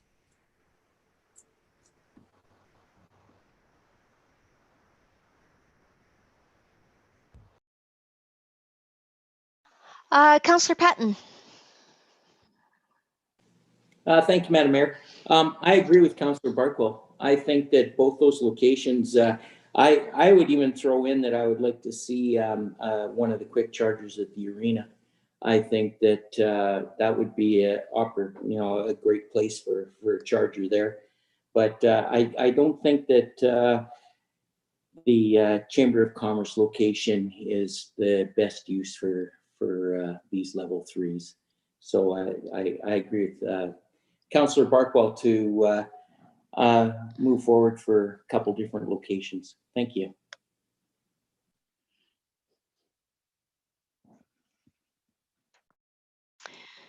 I'll come back to you in just a second, Councillor Holmes. Tammy, was there a reason that we discussed before about moving both of them to the same location? Thanks, Madam Mayor. The base cost of setting up a location would need to be duplicated if we split them. Now, depending on which location is chosen, that may or may not be a very big factor. For example, at the arena, option 1 in the southwest corner of the parking lot is directly adjacent to a transformer. And so the civil costs there would be very, very low. So that may balance off some of the costs, say at a different location.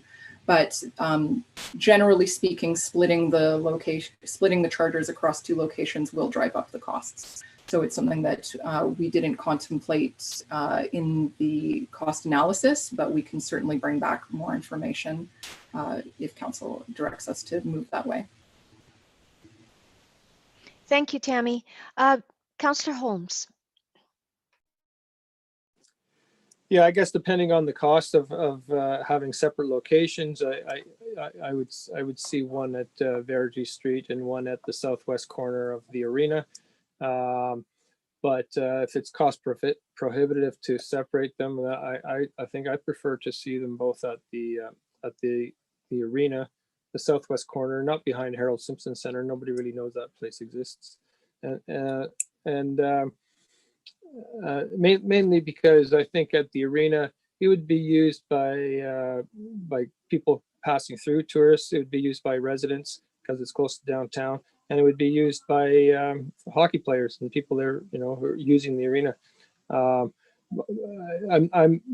My only concern about the Verity is that it's kind of like a no man's land there, and I'd be I don't know if vandalism is a concern for these things or not, but it's that place kind of scares me at night. But I don't know if that's an issue or not. Councillor Barkwell and then Councillor Van Elfen. Yeah, I think that the Verity location is better than the arena because it's close to as I mentioned, it's close to those convenience stores, close to the A&W. Those are the things that people want to stop. I really think that given the price, people are not going to be using quick charges unless they're traveling through. You would charge up at home. Every time you go home, you plug in, and that's going to be far cheaper than the, so local people, I don't see using these chargers that much.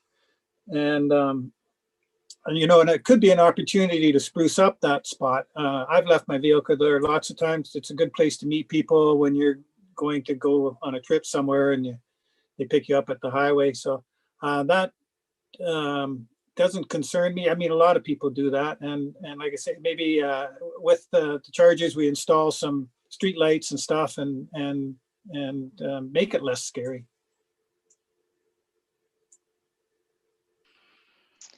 Thank you. Councillor Van Elfen. Thank you, Madam Mayor. I agree with Councillor Holmes. I like the idea of the arena, that southwest corner. And it's not just the arena. You've got CrossFit there. You've got the Builders Mart. So there's a lot of people coming and going there on a daily basis. And I think it would be, a good location. And it's not just going to be the arena patrons. It'll be more than that. Thank you.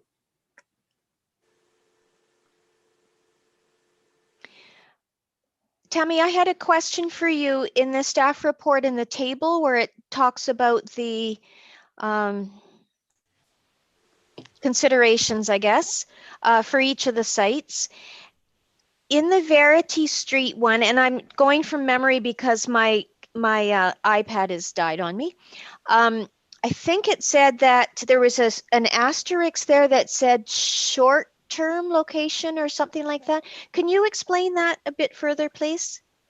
Sure, and Madam Mayor, of course, if you'd like me to share my screen so you can see the report at any time, just let me know. I'd be happy to do that. So yes, when staff were discussing the Verity Street location, it came up that, you know, especially with the provincial mandate that all vehicles sold after 2040 are going to be fully electric or non-emitting, non-carbon emitting, that a lot of gas stations are probably going to be moving in this direction. And so being directly adjacent to a current gasoline and diesel station, that probably that location will transition over time.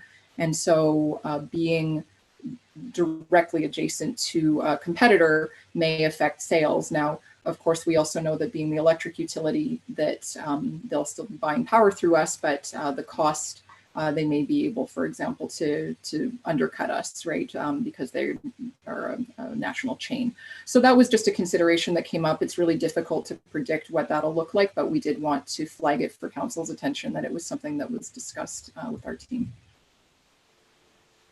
Okay, thank you. Perhaps council doesn't want to be seen as being in competition with one of our local services. Councillor Carlson and then Councillor Trainer. Or perhaps we do, perhaps when the demand is such that there are no stations at the current gas stations. I mean, that people are going to be drawn, right? That's where they're going to go. That's where they're going to start going or already going to try and charge up. And so perhaps there's also a co-benefit to being in a location like that.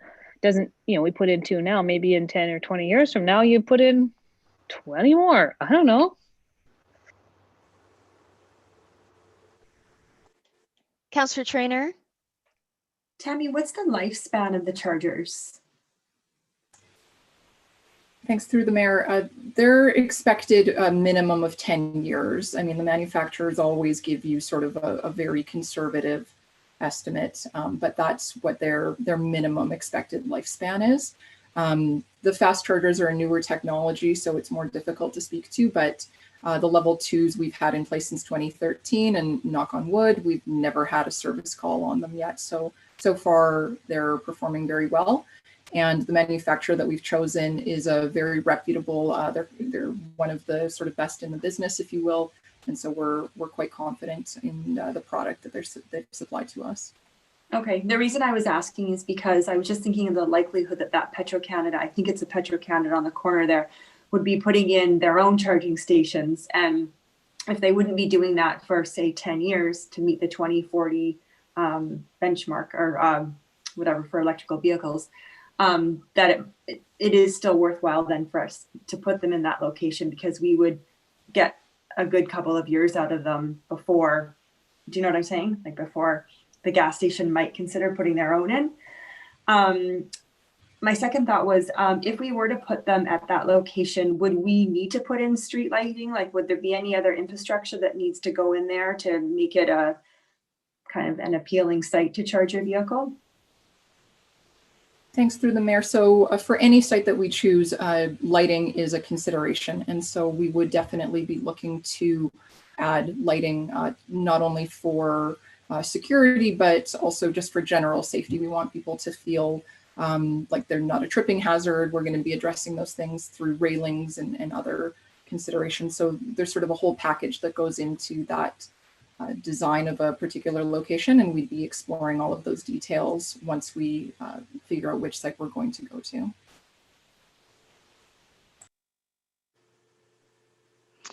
Councillor Barkwell. Yeah, I think that once gas stations start putting in electric charging stations, and who knows when that'll be, but it's going to be a very expensive and very big endeavor for them. I don't think that we'll have more business over at the arena than we would at the Verity location. It will still always be a less popular location. I repeat to Councillor Van Elfen my argument that locals are not going to be using fast charging stations. It's only a traveler. A local is doing local trips, and they would be on their charge that they'd, gotten the night before. Yeah, it's really for the convenience of the traveler. So I think that maybe we can compromise and have one at the Verity location and one at the arena, but I don't think I want to see two of them at the arena.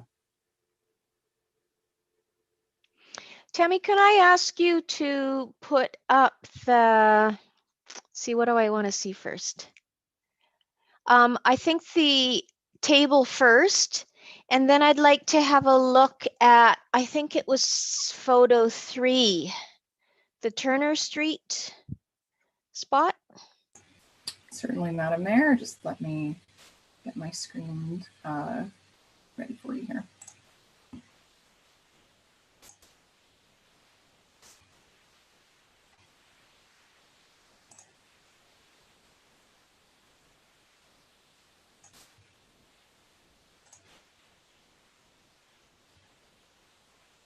Can you see that okay? Yes, thank you. Okay, great. So, thank you. Mhm.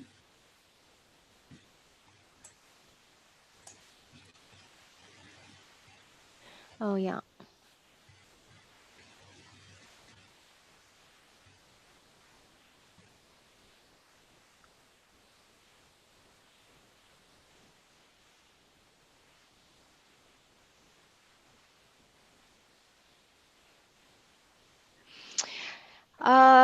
So I'm looking at the Verity Street one as well, the right of way. And this kind of comes and goes, but we've heard it again fairly recently about the potential for development there in the Legion area. I guess it's still just potential. And could I have you just bring up the map or the photograph? Let's down one more or another one. That one, just a sec. This is the Turner Street one, right? And to the right of it is the highway? That's correct, yes. Okay. And so right now all there is a couple of, yeah, there are homes there fairly close, hey? Like, yeah, this is a residential property here, one across the street, yeah. one next door. It is a park. It is a public park, so it has a picnic bench and whatnot. So, but yeah, this was an interesting one in the staff discussion. There was definitely some very strongly for and some not so sure. Yeah, I guess, looking at the residential aspect of it, it's not really any closer than the ones that across from the Wharton Street project or Hillcrest development to the Memorial Park, right? That one is nice and visible. Is there any lighting in there? I'm not aware of any, Madam Mayor, and this is these lines you're seeing are off of the electrical GIS. Now I can't recall if I had that layer turned on or not. I mean, you can see up here, these are street lights. So I suspect that the layer is turned on, but I couldn't say for sure. I'd have to take a look. And then you said something about 3-phase power at this site already? That's right. The red checkered line indicates the 3-phase power line. And is that required for these? The fast chargers, yes. It's one of the reasons that the visitor center location, there's a higher cost than the others because there's no 3-phase power there currently.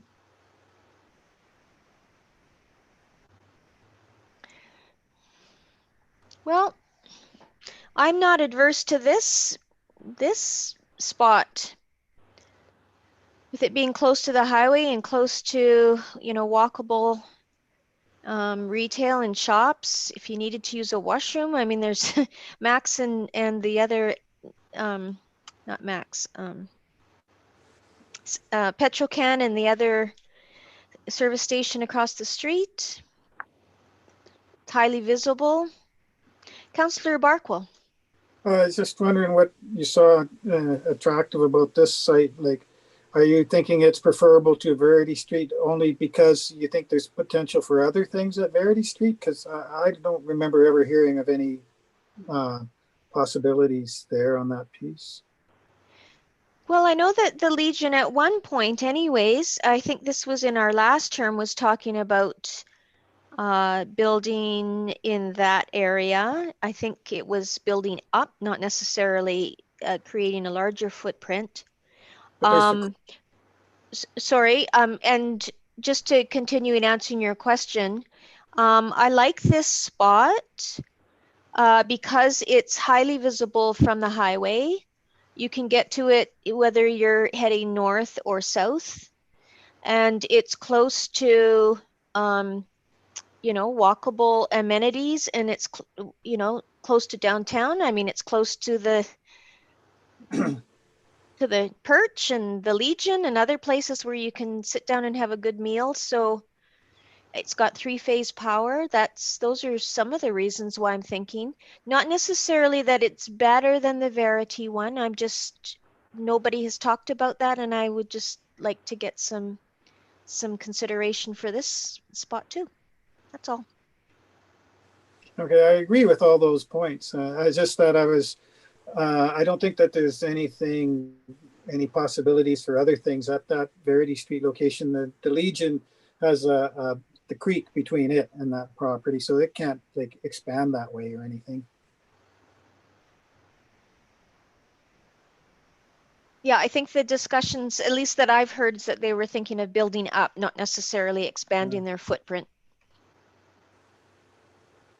Councillor Traynor. I guess what we have to think about is what is the easiest location for people to get to off of the highway or see. I mean, obviously, I would hope that there's signs on the highway that give people a warning to turn off and go to either location. But I think we just have to think about it from a user perspective. Which one is the quickest and easiest to get to and makes the most sense? So I mean, they're kind of equal, but I think maybe the Verity is slightly better and slightly easier to get to. That's just my thought.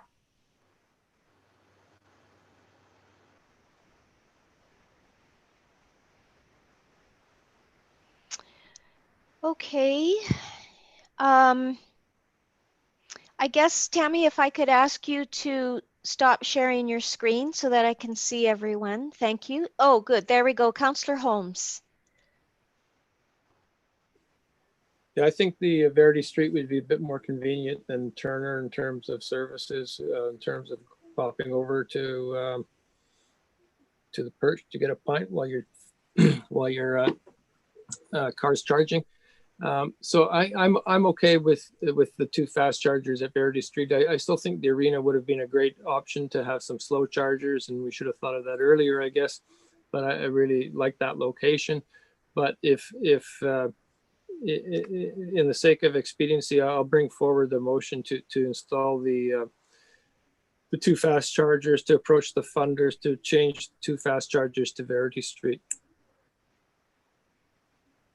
Okay, Councillor Van Elfen, you're seconding. Thank you. Any further discussion? Councillor Carlson. Just that I will agree with this. I think that we also, Turner is a good location because we don't necessarily need to encourage going to have a pint, but we could certainly encourage sitting in a nice lovely park or getting a cup of coffee or watch the cars, whatever.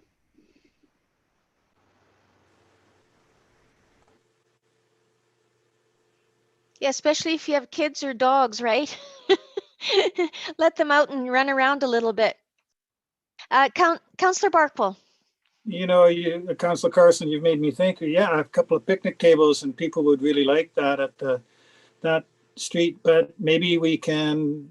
There's also some picnic tables there. Oh no, they've been smashed up and ruined in the green space by the Max store. So, and the other thing on the signs is that I guarantee you everybody will be navigating to these locations on their GPSs and their phones. Yeah, good point. Councillor Holmes, and then Van Elfen, did you have your hand up again? No. Okay, Councillor Holmes. I'd be happy to amend the motion to Turner Street, but either one is fine.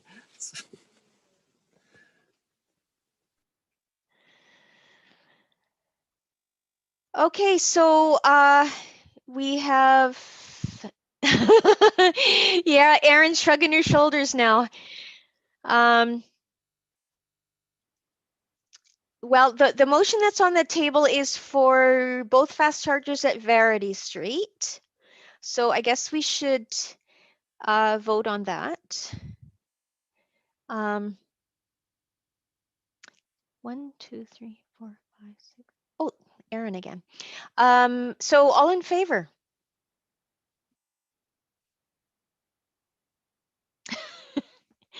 Yeah, that's me too, Councillor Carlson, sure. Good, thank you, Councillor Holmes, for bringing that forward. And Tammy, you have the last word.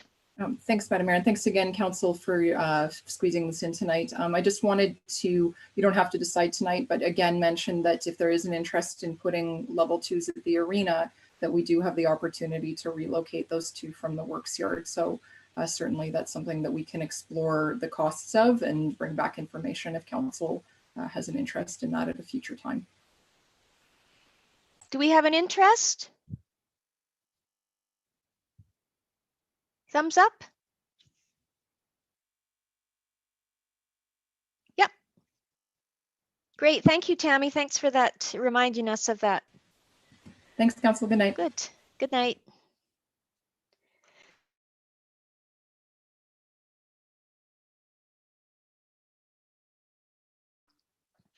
So we're on to item 10.1. It's adoption of our zoning bylaw amendment, administrative and modernization amendments. So we've been through the process on this one and it's just for adoption. Any questions of staff? I think we're probably good. Okay, could I have somebody bring this forward for adoption, please? Councillor Carlson, seconded by Councillor Holmes. Any further discussion?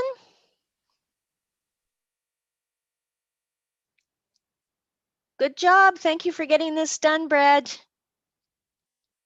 Okay, all in favor? Okay, none opposed. Thank you.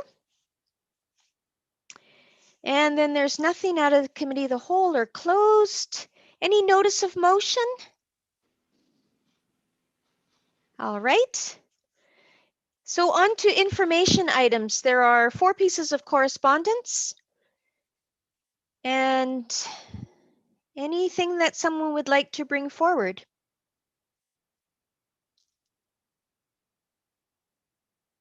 Okay.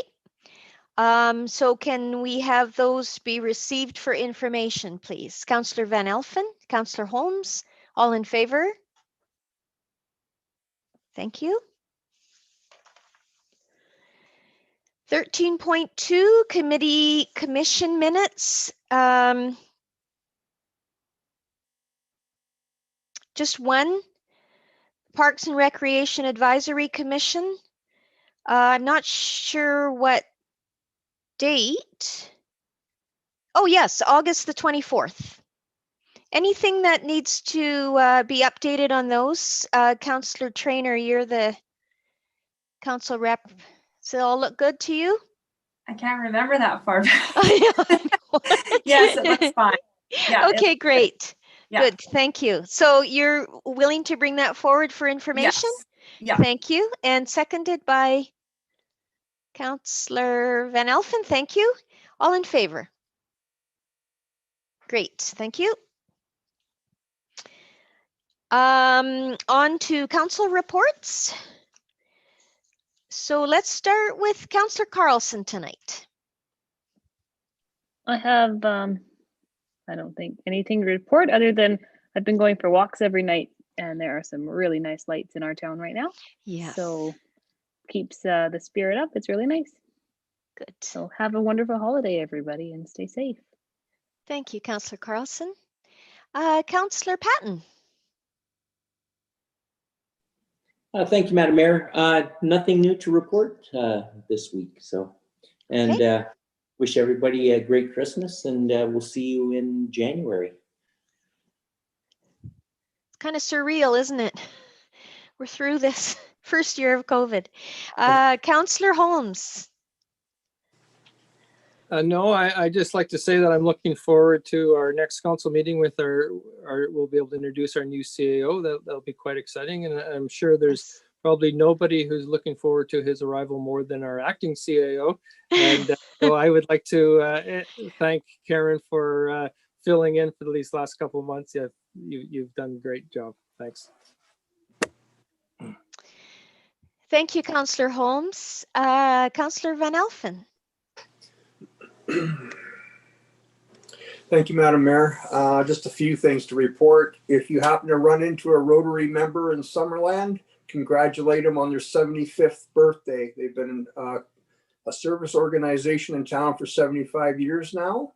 And if you get the opportunity, go down to the Rotary Park and Pier and have a look at the light display that Rotary has put up. And they also did yesterday, they did the West Summerland Station.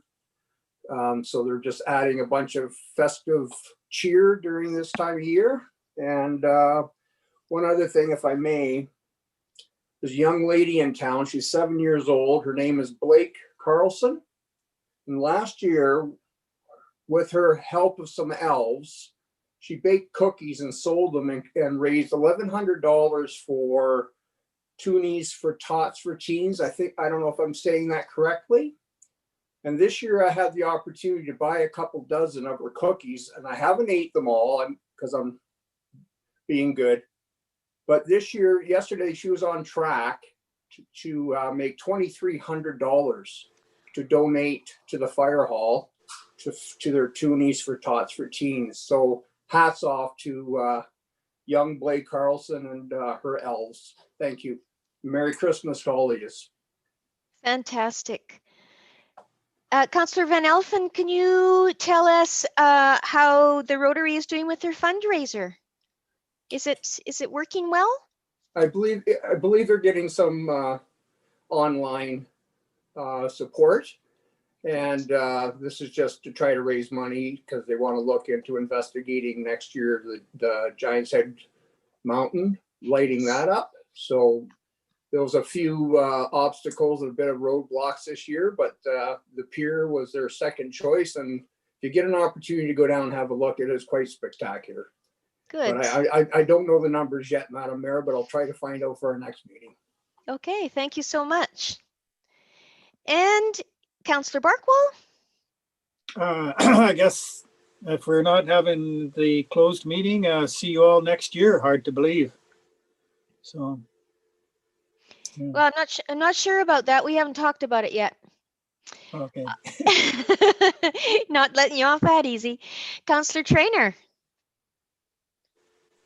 I don't have anything to report except for Councillor Holmes and I are now going to be alternating our months for writing our reports from the RDOS meetings. So December is my month, and following in Councillor Holmes' footsteps is a lot of work. I had to proofread my report about 50 times because I knew it would be compared to his. But it is in the correspondence. It's attachment C, and I did send it to you all. So yeah, enjoy that reading material. Good. Thank you, Councillor Traynor.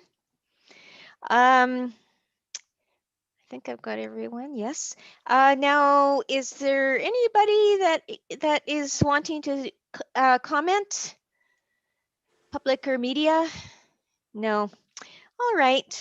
So before we adjourn, could we have a quick discussion on whether or not we want to move into the closed session? So without without any discussion of details or anything, is there anything on there that and Karen, you would be the one to answer this, that we need to get to before the January 11th meeting, because that's a month away? Madam Mayor, if I can suggest the special meeting that was convened today to read the bylaw, to give the bylaw adoption on Friday, if we could go into closed on Friday, if that's okay. council was agreeable, we could do that session on Friday afternoon. Okay. How does council feel about that? That would be Friday. I think that meeting starts at 4. The adoption will be really quick. We did the EV charging tonight. So would it be reasonable to expect that it will be done within an hour? Yeah, You there's a think? few updates that council may want before Yeah, you. yes, I think so. Yeah. Okay, so council, does that sound good? Say 4 to 5 o'clock on Friday? Okay, good, thank you. So I will call for adjournment then. Great, thank you. Happy holidays, everyone.